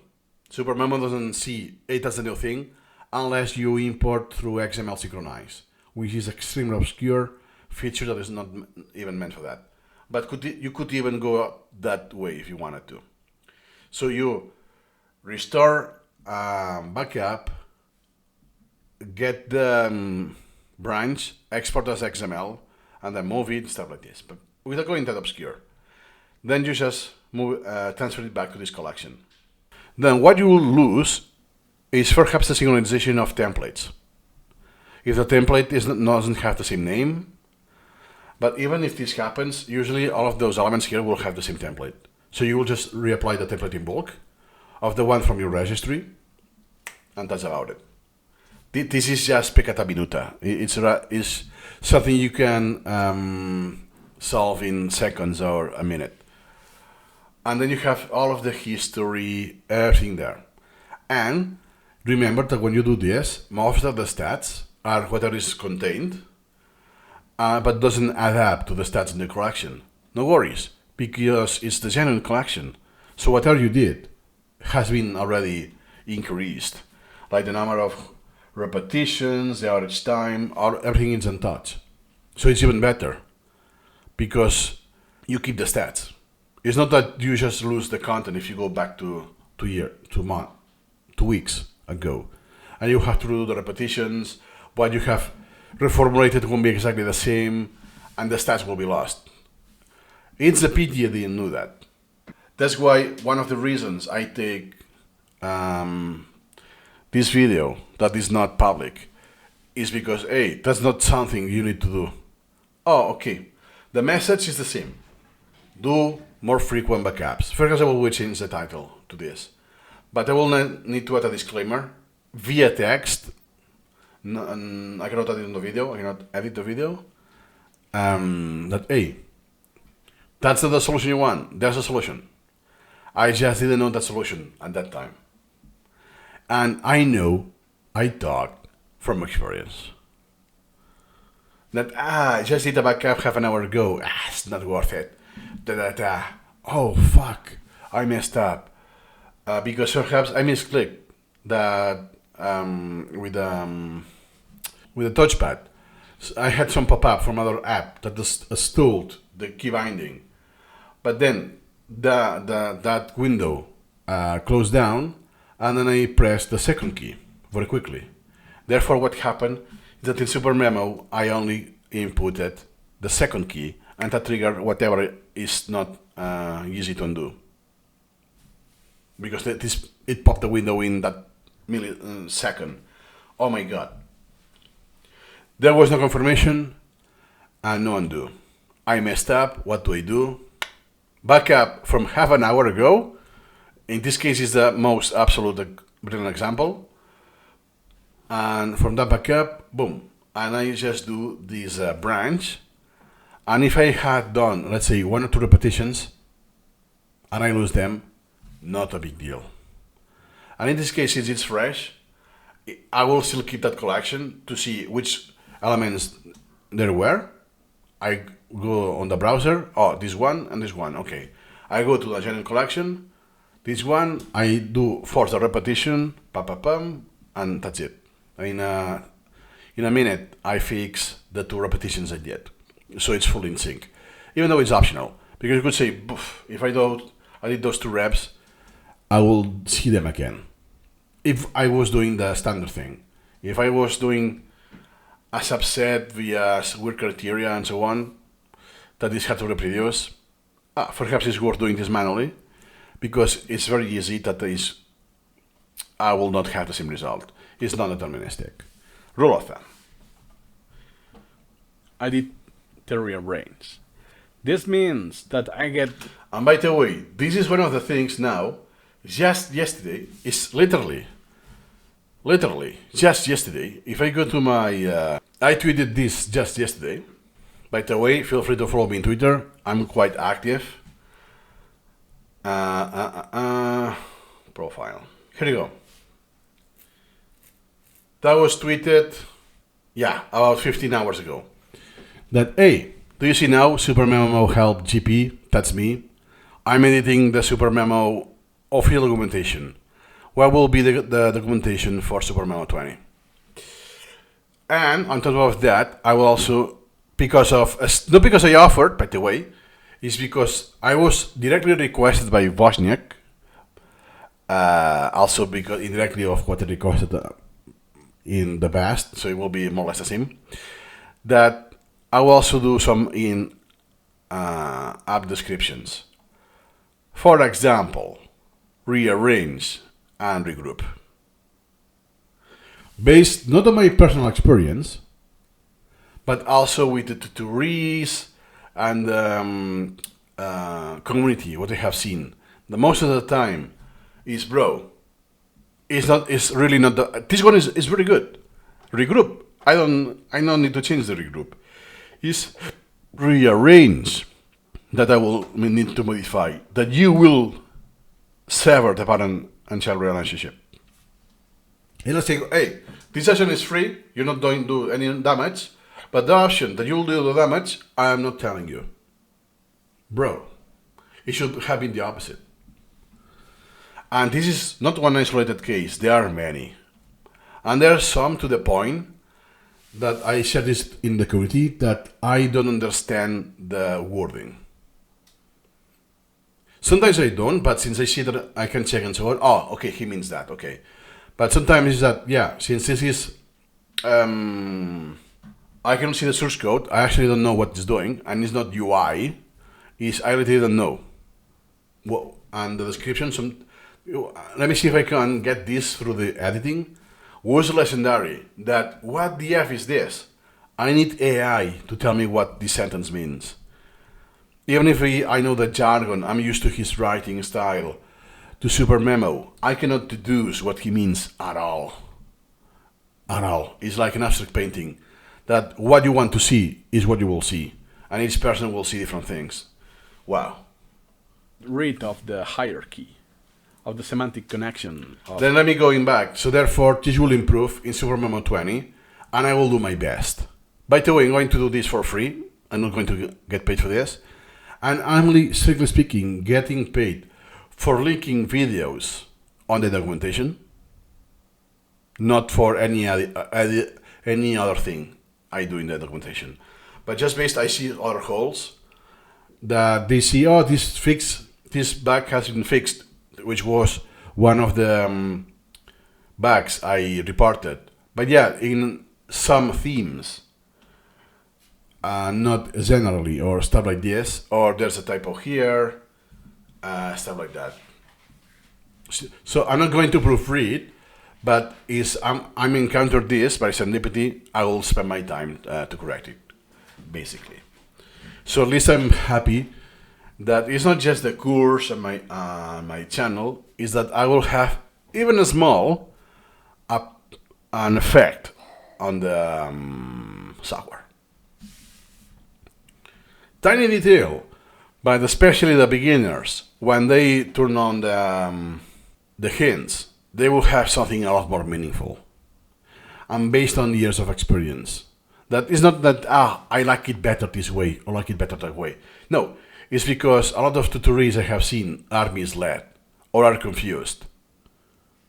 It's not that they think A is B, which is a thing, a scenario. It's that they have A and B, and they don't have a clue of what is the difference. And on top of that, some cases, it's just outdated. They use nomenclature, like, for instance, categories instead of concepts, or key bindings that are obsolete, no longer works. And that has been reported, and for years, but just they didn't care to change it. Sadly. There's a SuperMemopedia page, very intense. I'm not the only contributor, and I can guarantee there are more, just by memory, more than 40 mistakes of just nomenclature or key bindings. And some so basic that if you go to edit and you go to the menus, like component menu, or I forgot which one it was, component menu or element menu, one of those, it's actually wrong. It says control and it's alt, or it's alt when it's shift, one of the key bindings is wrong. And this has been left for 6 years. This is one of the things that is changing on a string. You can do this with the same time I invest in editing this in the documentation, you change it on the code. Seconds. That's why, okay, has it not been done, no worries. It will be on the documentation, edited by me, and if you want a full sync, you will be kind of more forced to propagate this change in the code. Which I will do it if I had access to the code, by the way. Childs and parents. Okay, let's go back to the video, by the way. So now everything, as you can see, all topics are in one single, which are... Exactly, so you could say, yeah, this, do you see is the same name? The how dyslexic is that is a child of the other topic, because the other topic, do you see, it's dismissed. Very likely I did set done, but I have reset the template in bulk. But since I cannot distinguish what goes what, the folders is something you can do, by the way. Even if it's a folder, you can re-add a template and it becomes a dismissed topic. I do it sometimes when I want to re-add some other flashcards items that I didn't, but I want to be siblings.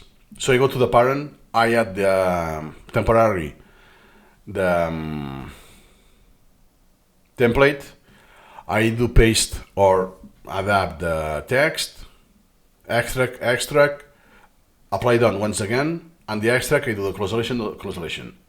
I do it because I want to keep the hierarchy. So even if the template stays for 10 seconds, it justifies applying the template only for 10 seconds, so I can write. I need the component. See, all topic. It's flat, and this here you can see it's not much processed. But when is the end of the one article and continues the other one? If I didn't split, and later on if I have items. Yeah, it's very obvious that the item, since it's 3 order, I could backtrack. So it's not that, oh shit, I lost it, because the order is random, arbitrary. It will be very time consuming to do, because I will need to go manually by the element it's still possible.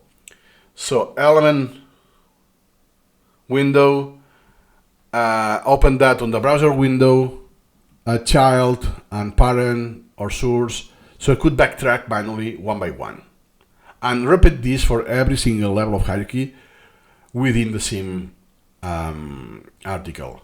A massive pain, but it could still be possible. But it's not this case, because I have the 3 order. So I know that this is either a sibling, a child, or it will be the next element. So hierarchy up, the next one. So not a sibling of the same level of hierarchy, but in the hierarchy up. That's it. Because I have Peter Gray 20, I will be 3 Peter Gray, 4 Peter Gray. So I will need to go one up, that is the folder. At some, well, you know what I mean. But this is more time consuming than importing manually through Internet Explorer, even though it's a pain, and I need perhaps 10 minutes to do so. Are in one which are extracts, are in one single level of hierarchy, which obviously I don't want that.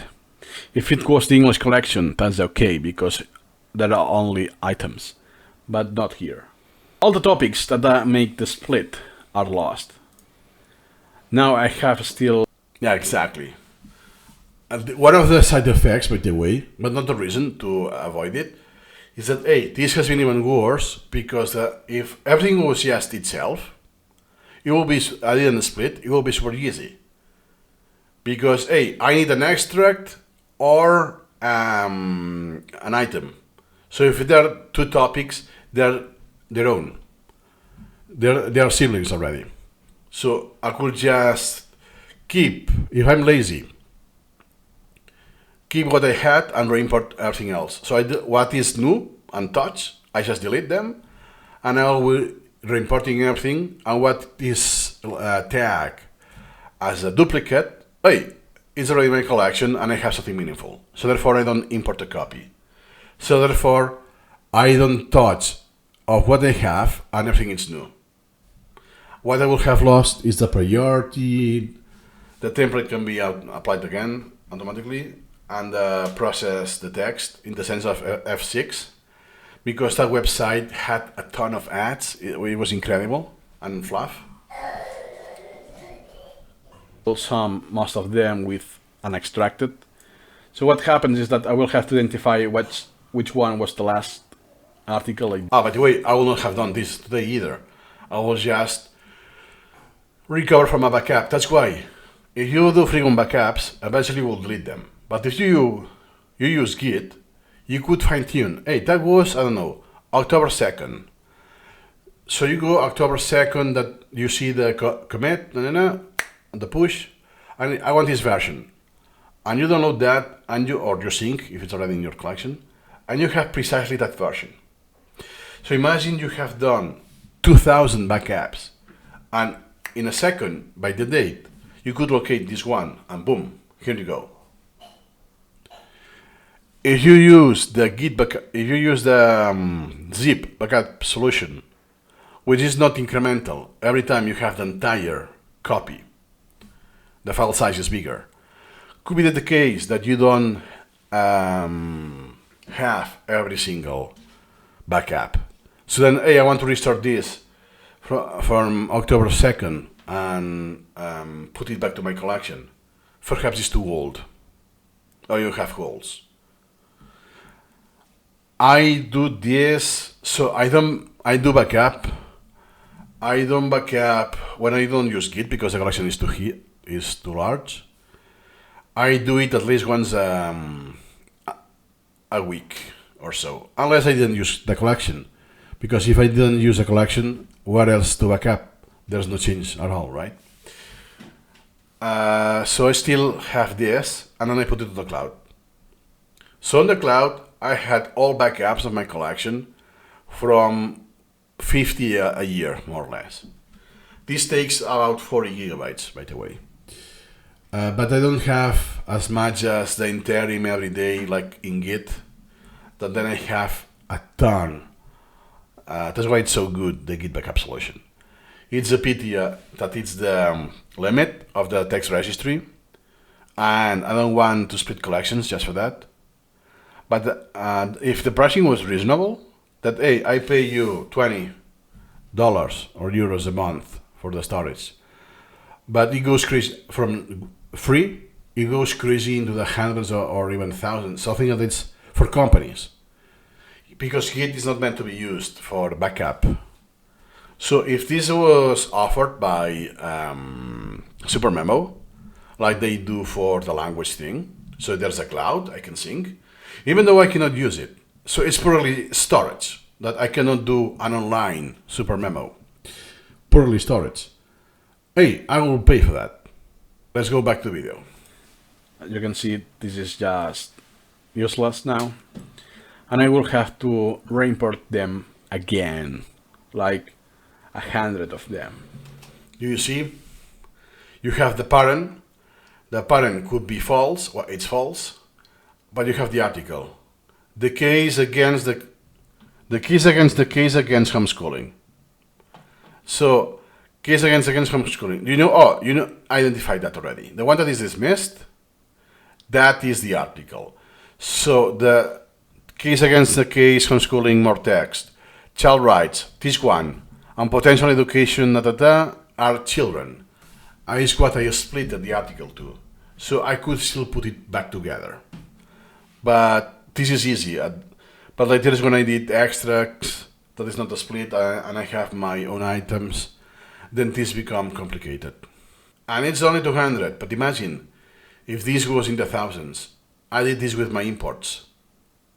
Today, I think the imports are like more than 20,000. And I have very old items, by the way, that I just didn't map to any concept. So I have material that is not recent. It has been matured. So I checked that recently, I have like 5,000 items there. So that will be a pain to flatten all of that hierarchy. That's why, hey, this could have been a lot worse. You may think, oh, you can do backups and do regular, frequent backups. The more frequent you use SuperMemo, the more frequently you will backup.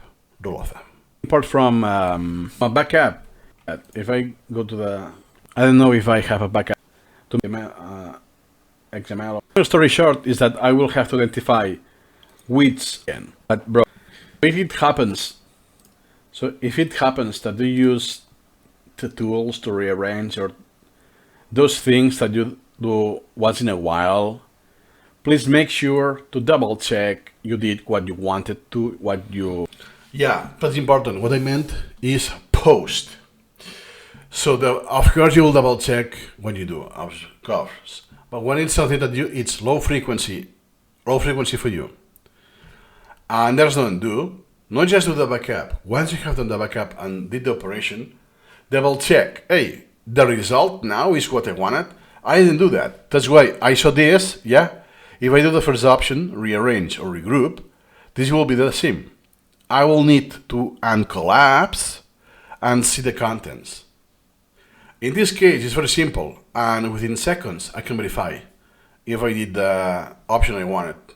Sometimes it's not that obvious, and you will need to spend some time, but I will spend that time to verify. Oh yeah, the mercy or whatever you did.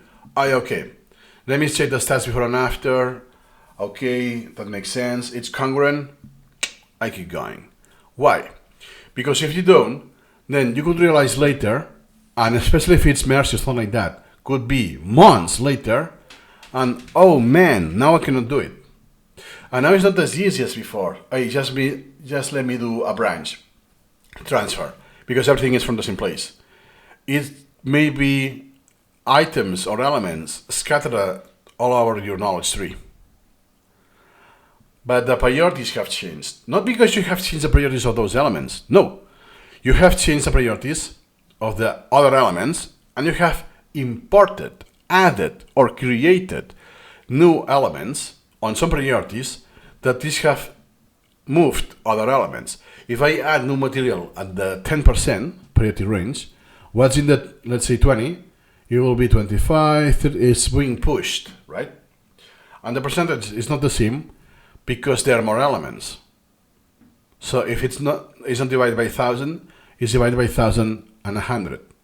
So the absolute priority will be the same, but the percentage will be slightly different. Okay, so imagine this, it's a mess. Because if it's, I don't know, I have a convention, I can search for that character and delete them. Okay, but how do I put them once again there? Where do I know where they go in the knowledge tree? I have them together. Or still to simplify, let's say that this is still the case, that is easy to locate. It's concentrated in one branch. Yes, I'm moving things out. I lost, I don't know, perhaps, let's say 2 months. So I recover, so I have the same collection. I only lost 2 months of worth of process on that branch only.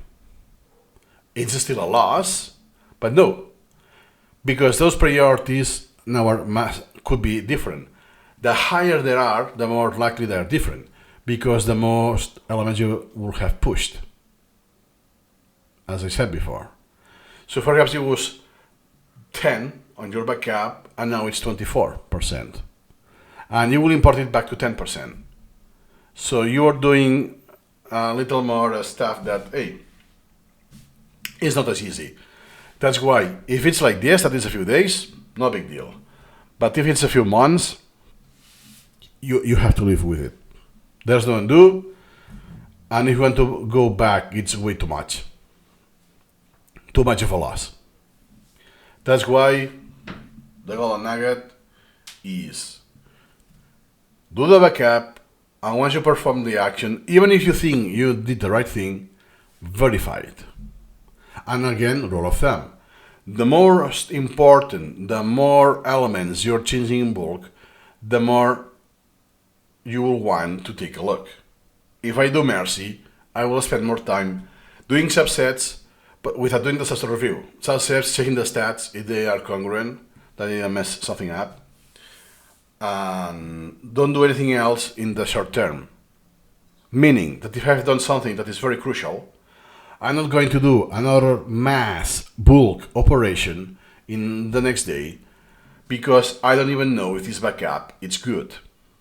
Once I have the green flag, then let me do the other one I wanted.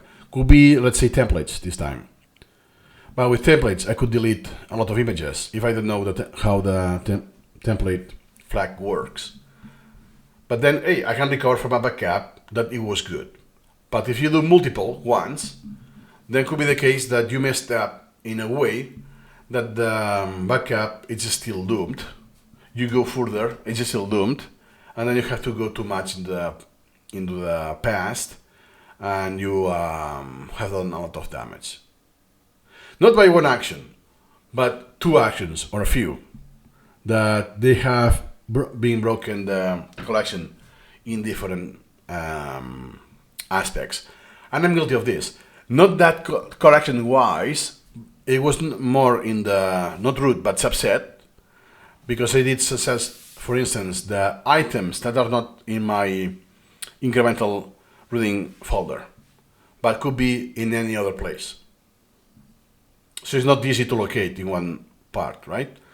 Or that I did more than 2 repetitions, or were created before this time, or something like this. That, yeah, something I did before 2022, let's say, can be in any place in the knowledge tree, right? And oh shoot, it's because I was trying with template flags. I thought I understood them. There was a hole I didn't understood, and later on I discovered that, oh shit, I have deleted more than 100 images. But then I continue because, yeah, the text is there. It's only the images, and sometimes the images are not required, in the sense that it's not like image occlusion, that I need to take a look at the image in order to answer. No, it's illustrative most of the cases. But oh, the time I have invested in inserting the image, looking the image online, naming the image as a registry member, oh, this is lost. And I lost about 100. That's why, for me, this was enough that, no. No chance. No chance. If I use SuperMemo more than 1 hour, stop what you're doing, close the collection, do a backup, and continue. There's no chance. No chance. It is so easy to mess up that there's no chance. And especially, now no, it's not the case because I don't use my genuine collection for videos. But sometimes I am screwed without realizing because of the direct consequence of something I did during the video. Because it was my genuine collection. Which, oh my god, this video has been super expensive to do, in the sense that I have sacrificed something in my collection. That's what I learned, and it's always backups. Never genuine collection for videos, and genuine usage, backups. Sometimes I have backups that one collection is the same, because I do backups of the entire thing, the entire folder, because I have multiple collections. And some collections that are about incremental writing, let's say, to simplify. I don't do them often, and now even less, that I have less time. Yeah, since last week I didn't open it, so I'm doing a backup that I know it's the same. So I'm backing up 6 collections, but I know that I only modified 2. But I don't care. For convenience, I do everything, all the collections, in one go. But I want to exceed. Do more than necessary, than the opposite. Intended to. Because if you screw up, there's a backup, especially if you are using the bit shelter. Nothing to worry about. But I forgot. Bit shelter only works with Windows 10. Even though I only need it once. So if you follow this rule of thumb, the bit shelter is not even required. Or it will only make the difference that instead of losing 20 minutes or half an hour, you lose 5 minutes of work. More or less. If you do something and it remains unseen, then when it's problematic. So please be advised and double check if you don't want to pay the consequences. This works for me. I will be especially neurotic about that next time I import, because you can say, well, not neurotic is a rule of thumb, but it's extremely rigid. There's no chance. It's not, maybe, I'm late, I'm not going to do the backup. No. I'm doing the backup, or I don't use SuperMemo. No chance. And once I do the backup, then I will use SuperMemo. Sometimes I need to do the backup and trigger the collection repair, and it's slow enough that then I don't have time. I have a meeting or whatever, and I have no chance to use it. I prefer this case, but be safe that then, even if it's midnight, hey, the collection is clear, clean, and backed up. That now have a chance to use it for 20 minutes before the meeting, and then at midnight, oh shoot, I need to recover from my backup anyways. And the 20 minutes are lost. That's why it's this mentality. I treat it as it is 100% failure. No chance. Oh, it's online. Yeah, I know. So I could do this once again because his blog is online. Everything will be untouched. But I will have to make the tedious process of importing every one of them. Open it in Internet Explorer, parsing the article, another, then with a bunch of them importing in SuperMemo, and repeat once again until 2200 and something. So it's very tedious to do. But is what I did at the end of the day. I didn't know better. Nice. So then there's just one video left for this milestone, and it's about getting in contact with Piotr Wozniak. And I do remember, let me wait first. Incremental routing. Okay. Because of mistakes, they're running some experiments. Yeah, running some experiments is one video that I already deleted. I remember it was about 2 minutes long. It was extremely short. And I didn't show that to you. I only announced it. So then I said, that has no value. And what I did is also cover the other videos. So it had no that video alone had no purpose at all. Might start working from 2 minutes onwards.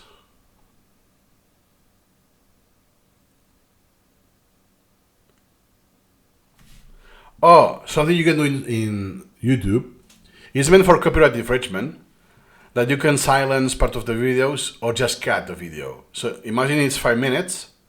I can trim 1 minute, and that is not anymore. You cannot edit anything that you add. And I think you can add music as in replacement. But you cannot add content, you can only take it out. And that's what I did, I think, with this. And then someone said there were some issues, and I listed the whole video. Yeah, I don't remember. And then you can see this is just from 1 year ago. It's because I add this to some of my videos. Not all of them, but the ones that were like this, the recaps, the milestones, that have the potential to be more evergreen. Do you think incremental reading will ever be mainstream? If I respond to this question, depends. Incremental reading, the SuperMemo flavor? No, by no means. Not because I don't want to, it's because I'm realistic. Now, incremental reading, at some sense, different flavors, some sort, they could. Yes, I do agree. The same as space repetition. Even though the mainstream that uses spaced repetition is far from the real thing. They do enhanced cramming. Usually they don't care about the 20 rules of formulation because it's short term. So yes, they use it, but it's not what it is, right? It will happen the same thing. Yes, you have the interruptions, you have the nonlinearity, but you can call it incremental reading, yes, but has a massive different flavor. It won't ever be mainstream because of the huge learning curve and all of this. To simplify, an analogy. How many people use the QWERTY to type in English or any language? Mainstream. There are others. Dvorak, Coleman, for having more specialized. Can I still call it? You could call Dvorak a standard and mainstream. Yeah, I'm pretty sure the users are in the millions, even though there's a massive difference. It's like right-handers and left-hander people. That, yeah, they are there, like me, but it's always a guaranteed minority. But hey, what about the car recorder or the stenophone that you type in by combination of letters? You don't type letter by letter. So you type a combination of letters at once that is a word or a syllable. That's why you go much faster. But it's like incremental reading. It has a steep learning curve. You need to practice until you see results. And it's guaranteed that then you will be faster, 250, 300 words per minute. But it's in the long term, even though people will know it. Nope, I just do the QWERTY. I know I'm kind of inefficient, and I could do better, but I don't want to. So that's my today's answer. And I said, not anytime soon. I hope at least simplified form of exactly. A simplified form. But it will be a form that I don't like because it's implementing it for the wrong paradigm. What do you think it takes for incremental to be simple and usable? Yeah, it's about the skill set. Sometimes it's the skill set. And it's not the skills you need to build, are also the skills or the habits you need to get rid of that are equally or even harder to do. Exactly what I say. I would say the same then. I have a video that to the extent it's super difficult. Feel free to check it out. If a company releases a software that is the still version of incremental reading, for the sake of being simple, targeting the mainstream audience, it will be limited as well. Take Duolingo Quizlet for specific systems. Yeah. For similar to use it, far more limited, but if you want mainstream, has to be like this. There's no other solution. Nice, at least I got some comments. This is AI. Oh my god, I remember. I did this only for the most watched videos, just as an A/B testing, that, hey, let me do some with actual text and some others without it, but there was no significant difference. I got so little views that no meaningful difference. Then, going to the video, I remember this video. I didn't like it in the sense that I was not in the topic. I started with Wozniak, and then I leaned towards the UI, and time-wise, because it's a short video, half of the video is off topic. It's a pity. Let's see what they say. Welcome to Prosody Learning. I'm Guillem Palau, also known as Guillem Palace, and yesterday I did 8 bonds, and last but not least is that I get Well, some experiments. Now I unbold it because it was what they said. Because keep in mind, this wasn't a straight video shot at once. to know Piotr Wozniak, but I must say that it's not that related to SuperMemo. Yep. So most of what, especially the beginning, now is closer to SuperMemo, should I say. There are layers that about unschooling, all of this, but the beginning was very intense, so it was the opposite. Like Pareto principle. 80% is about unschooling, the harm of the school, all of this, and 20% about SuperMemo. With time, and after some years that I spent like that, but then I had to focus. Then let me focus only on SuperMemo.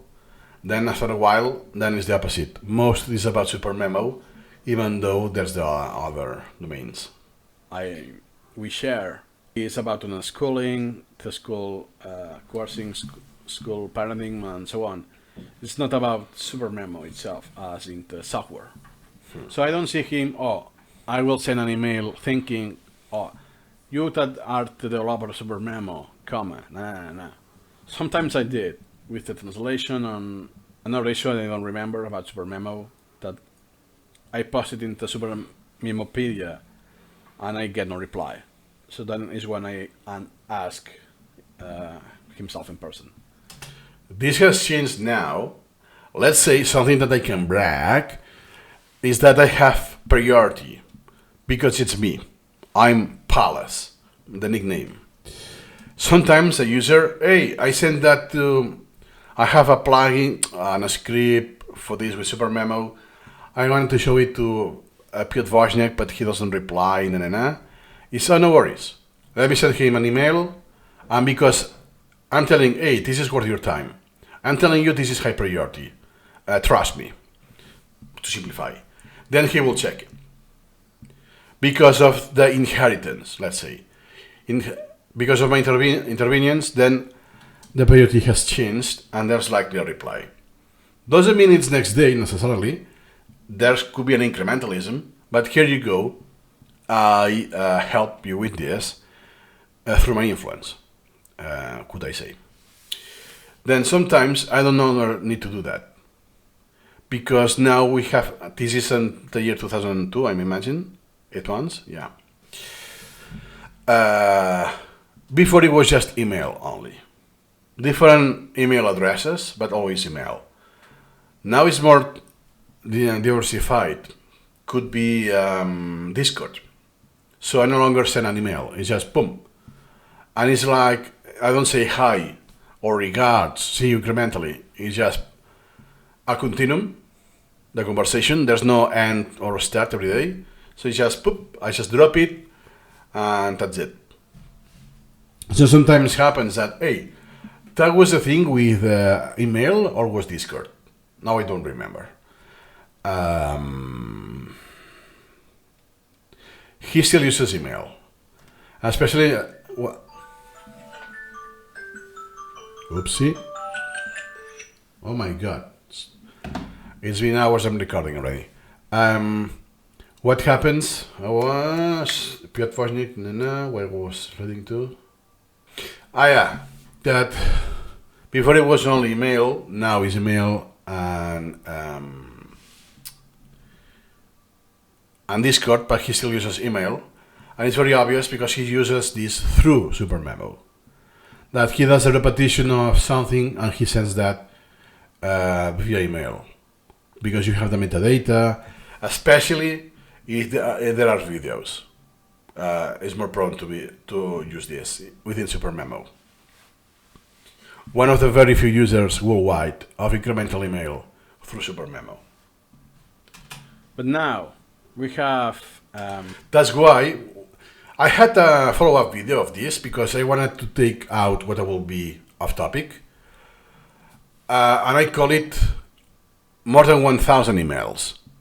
Then I have more. Also, it's harder because some people are in copy and they reply. So not all of the emails are mine or his.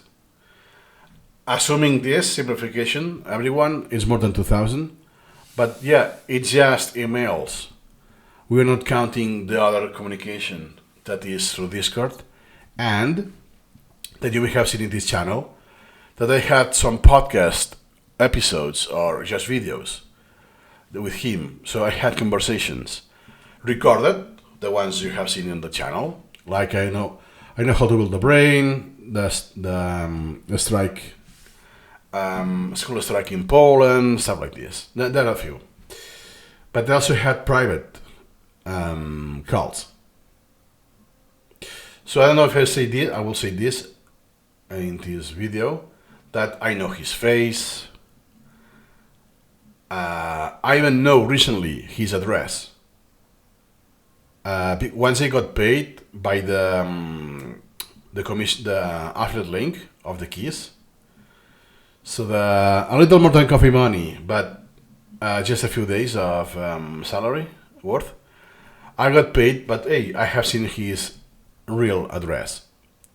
So if I really wanted, I could present not at his precise door, but on the building he lives. So I don't say anything private. So now is this? This was something that I could brag, right? That he has done quite a lot of exceptions, that has shared private stuff, private images, not just him, but family members, or data from the company that is still not public, from SuperMemo, not the company, the product, should I say, that is not even public or not even properly discussed yet in the company. That's what I wanted to say. So it was still one-sided, kind of. So privileged information. So, and even within the circle, because there are more people, obviously, I see that, hey, this is not, people don't know that, or he tells me that, hey, this is really privileged. That person or that nana doesn't even know that. It's really hard to express myself without revealing anything, but just to let you know that within the circle, it's narrow. That, oh wow, it's rather close. And it's funny because this year, 2026, I said, hey, it's time to pay you a visit in real life. And it's fascinating. His answer was very, how you call it? You will laugh. It's laughable. It's like an anecdote. I will just put it on hold, and could be I dedicate a video on April Fools, and I will share this, for instance, because I will want his permission to share that. But he's what the f? Yeah. Let's continue. Exchanged about 400 emails in 3 months. Something it was in my mind and skipped. That this, in 8 months, I waited until December, right, for the anniversary. And then it was very intense. Then for me, it was like, it's like when you are a 15-year-old teenager and you have a crush, your first crush. You're so hooked and so on. I had like this, like the honeymoon period, let's say. That, I feel so special, like a celebrity. I have a crush on a celebrity and so on. This with time become a routine. Take it for granted. Like, okay, you are just someone else. That you're not like a semi-god or someone I put on a pedestal, I think it's called in English. That you're an entity that I'm not worthy of your time. It was more like another human. Older, no worries, because usually I always befriended older people than me, especially when I was a teenager or young. So if you have the age of my parent, I had already friends that could be my father's age. So we had a generation gap, is what I mean. Is that I get used to that. Sometimes it's when people say, oh wow, they discovered some detail here and there, is, oh wow, I take this for granted, right? For me it's not something to get fascinated, but in that in the 8 months, I will. And this is one of the things that at the beginning, it's surprising and you get so excited, and just because of repetition and exposure, it becomes routine. I mean that I'm feel really lucky, and let me look for the word. Privileged. So I don't want to lose this, but it just is another message, is another conversation, another fact or whatever. It's not the same degree. It's like, I only go to the pool once a year, and then I go to the pool 3 times a week. Now it's routine. That, this sensation, and it's awesome. But now if I do 3 times a week, it's every other day, bro. It's routine. I think I made my point already. In 2021. So it's a pretty big deal. That was unexpected. Absolutely unexpected. Yep. And even it's not... Basically, I will not know what will happen, because I'm very, very driven by self-motivation, intrinsic motivation from within. So if I didn't have any recognition from Wozniak and so on, I would have kept going anyways. It will have changed let's say, the color of what I see it.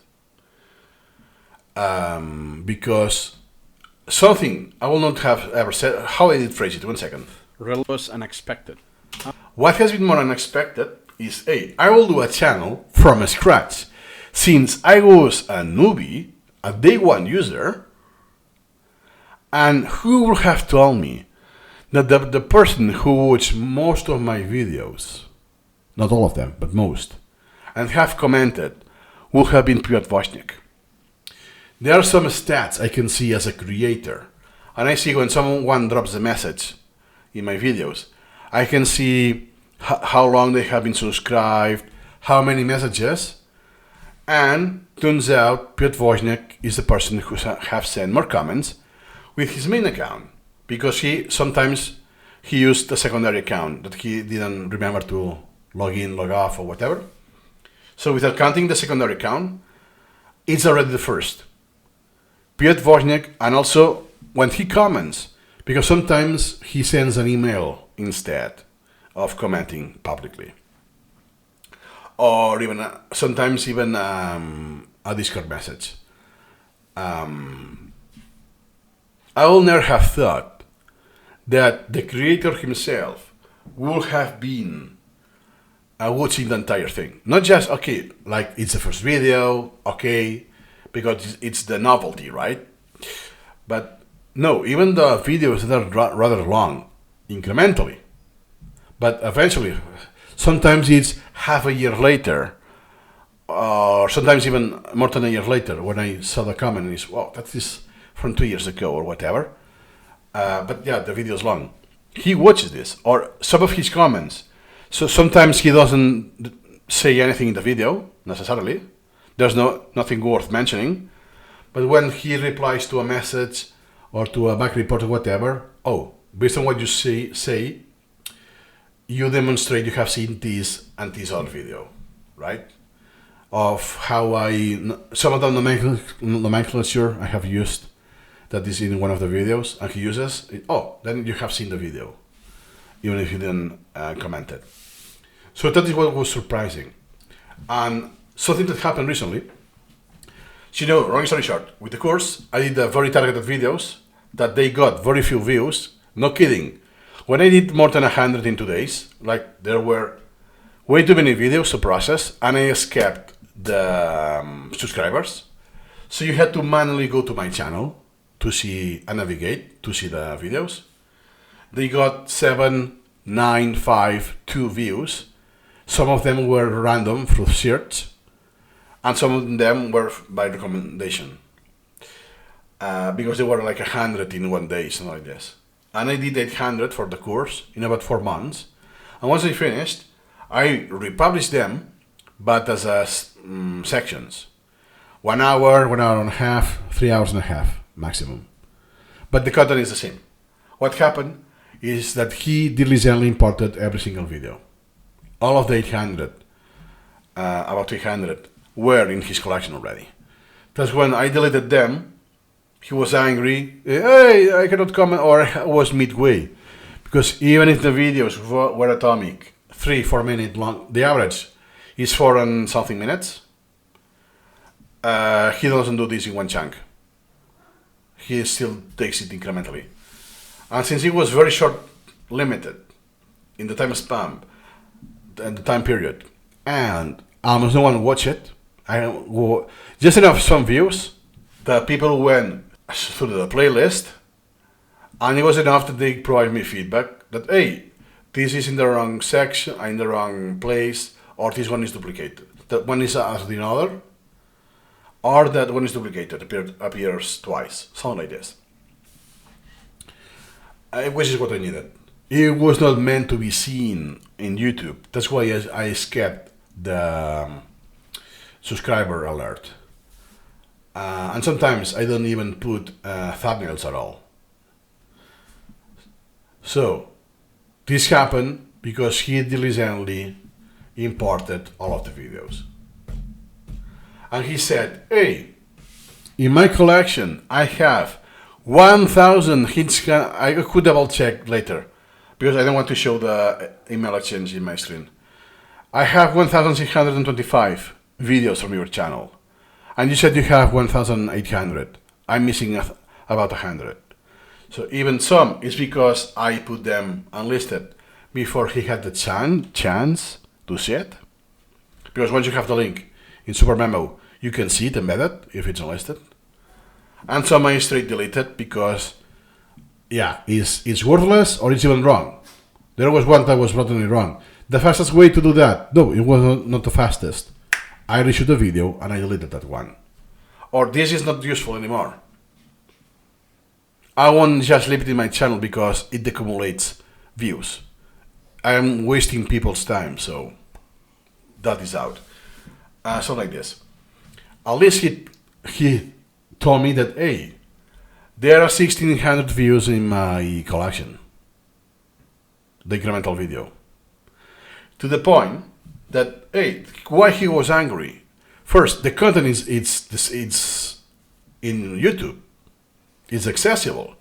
It's just that are long videos instead of atomic videos, but I didn't delete content that is nowhere to be found. This happened in videos from 2021, something like, or perhaps one in 2024, 2022, perhaps, old videos. And I reshot the same thing once again. It's included in the course anyways. So it's not that this is lost forever.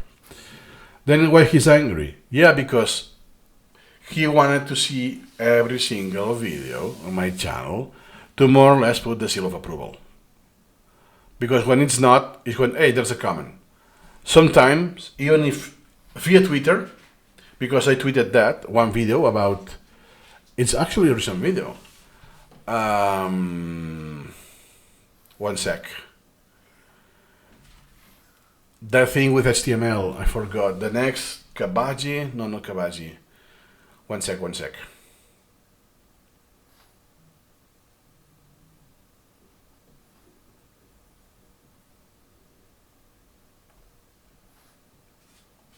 Ah, Xanadu.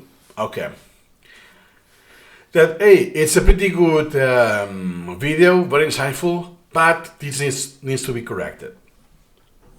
It's like seal of approval. It's, hey, this detail didn't pass the quality assurance of the time of the seal of approval kind of thing.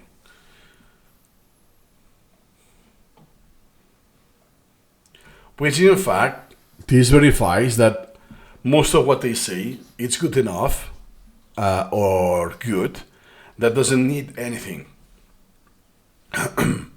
So only in the moments that they, hey, this is wrong or whatever, there is, but usually it's something very, very obscure or something I could not have known anyways as a user, because it will only make sense if you have to do it yourself or you have access to the code.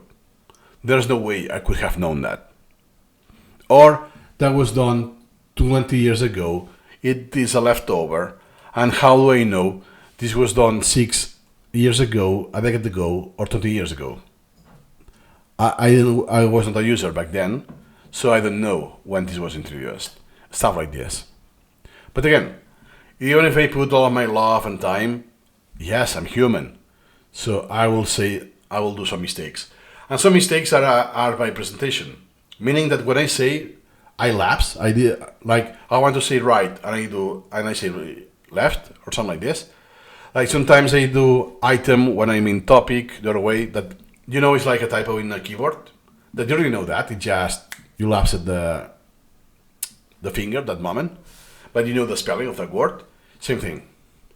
Most of the time I edit this out, and if I cannot, because I don't repeat this later, I put, if it's meaningful, I will put the type on the screen of what I really meant.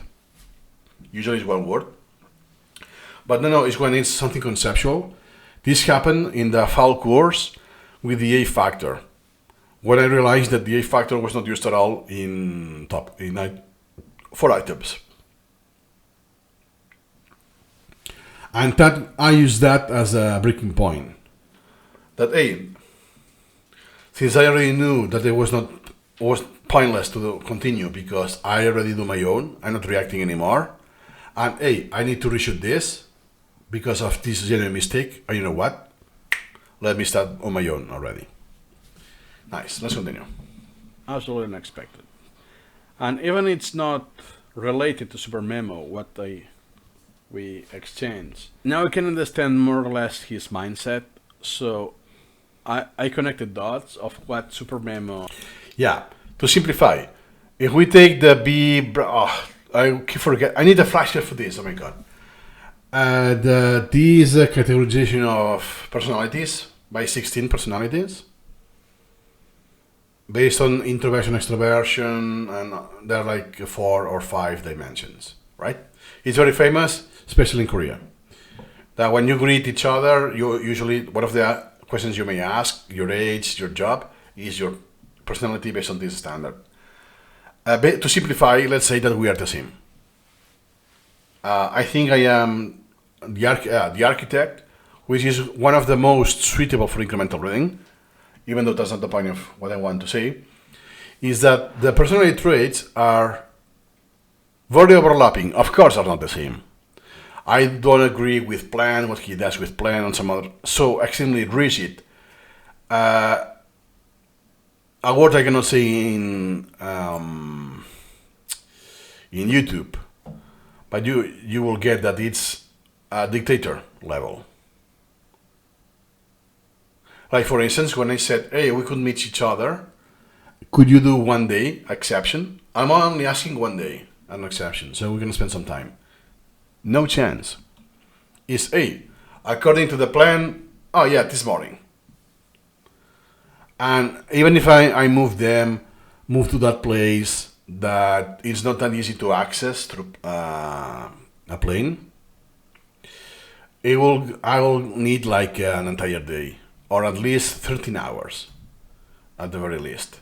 So it's commitment to go there. And he only will spend a slot in his religious plan, because he decided that after I don't know, I'm making this up, at 10 a.m. he has to do football or whatever. He's nope. My plan says that, so that is what it is, and you cannot do an exception like this.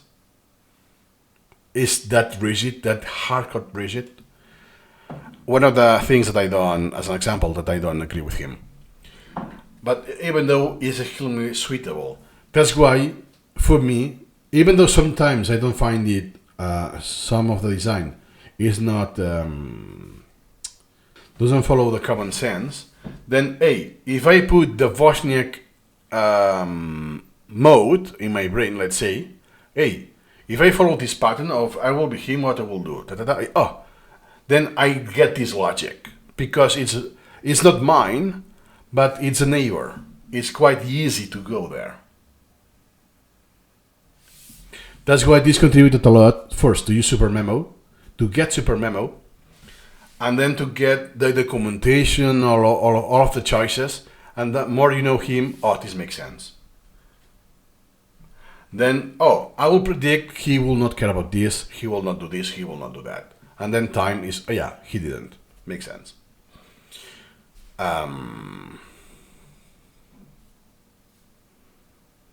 That's why it's a perk for me.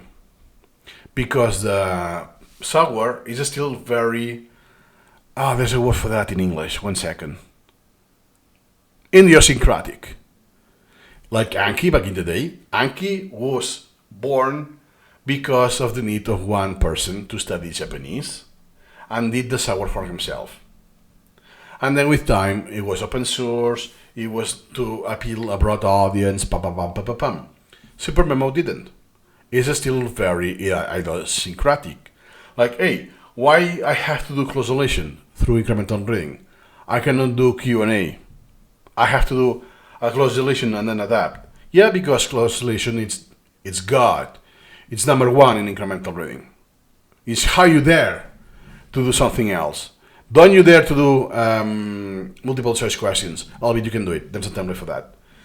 But you know what I mean. That a lot of stuff is, why you don't have LaTeX? Yeah, because he doesn't need it. When I did the beta testing of SuperMemo 19, is when I realized that, wow, when there's that web page, that an article that says SuperMemo is not democratic, wow. All capital letters, it's not democratic.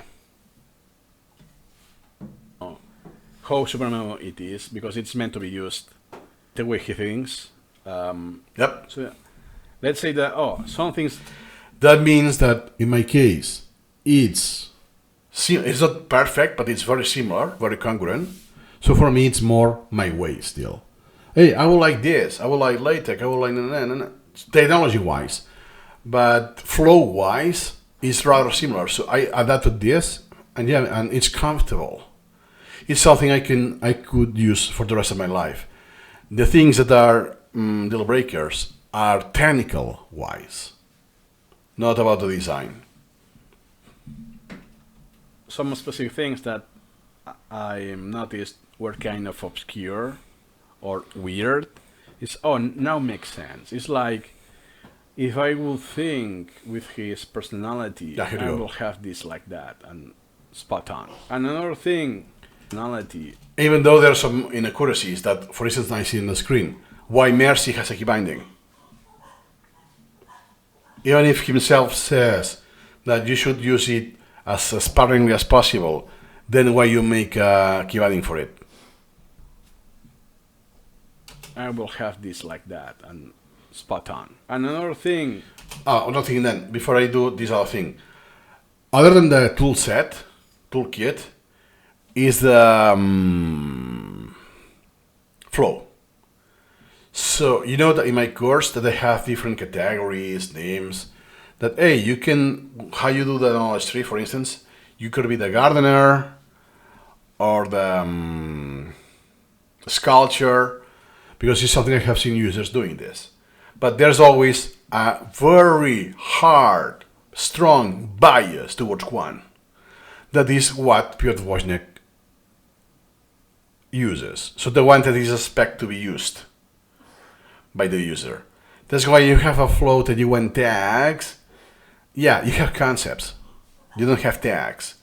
So the further you are in the flow or the mentality of this, the more friction you will experience.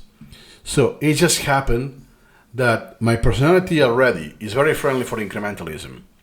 And SuperMemo, I don't want now to mention all of this. I will have a dedicated video for this year. And all of this that is hard to, to express. I think it like him. Like, you know that there's people with different sense of humor. Could be a preference. That means that it's not that I don't understand your sense of humor. I do. It's just not funny for me. But I do get it. This is different that I don't even get your humor. That where's the joke here, right? It's a different thing. So it is like this, to simplify. If all of this flow could be a sense of humor, my sense of humor is very similar, and what is different is still comprehensible. I get the jokes. Not my cup of tea, but I do get the joke.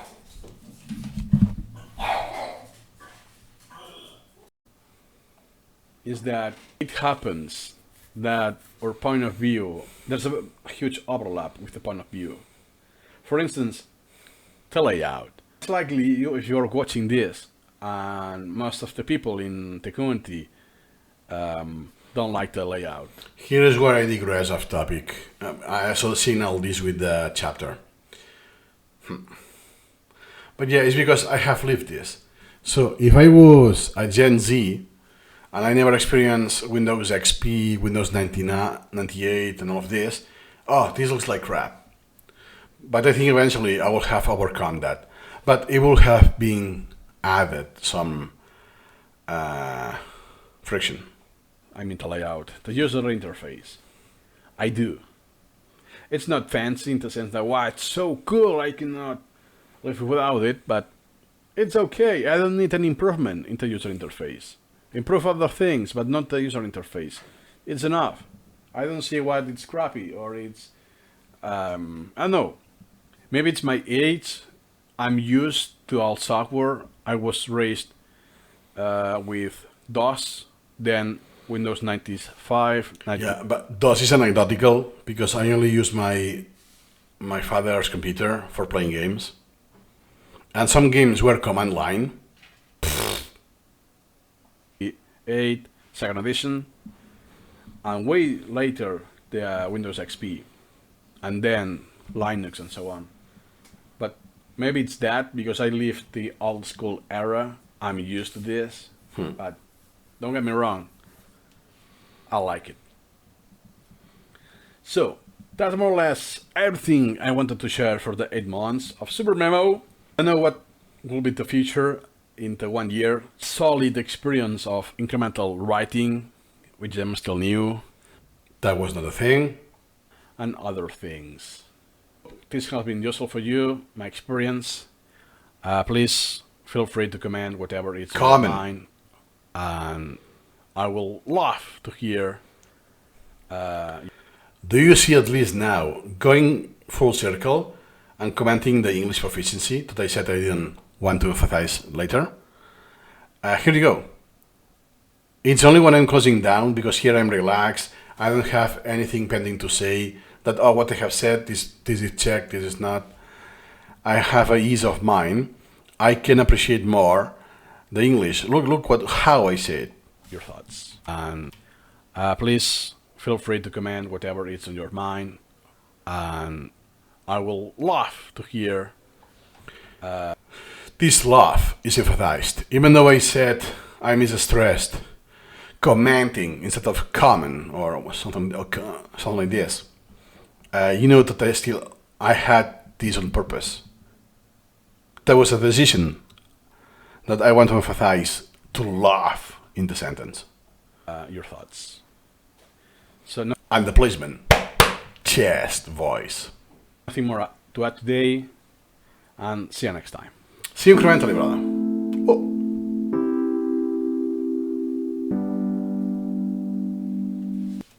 Incremental greetings. Welcome to Flattening. I forgot. Usually this was mid-video, not at the end. But yeah, I actually, this year, at the beginning of this year, I shut down the Patreon. And what they say, this makes sense. Because what they said here, it's true. And even though the function is to delete copyrighted material, I have taken out of this. I took my time to edit videos that were updated, to cut the section of the ad for my Patreon. There are still some exceptions when people said that it was baggy and so on, that I just restored the original video. That's why I have it on the end. And yeah, I did this from about, 50 videos and so on. I want to remove the ad. Then yeah, that concludes everything out the 8 miles milestone. Quite juicy. And the next will be 1 year. That's all for now. See you incrementally.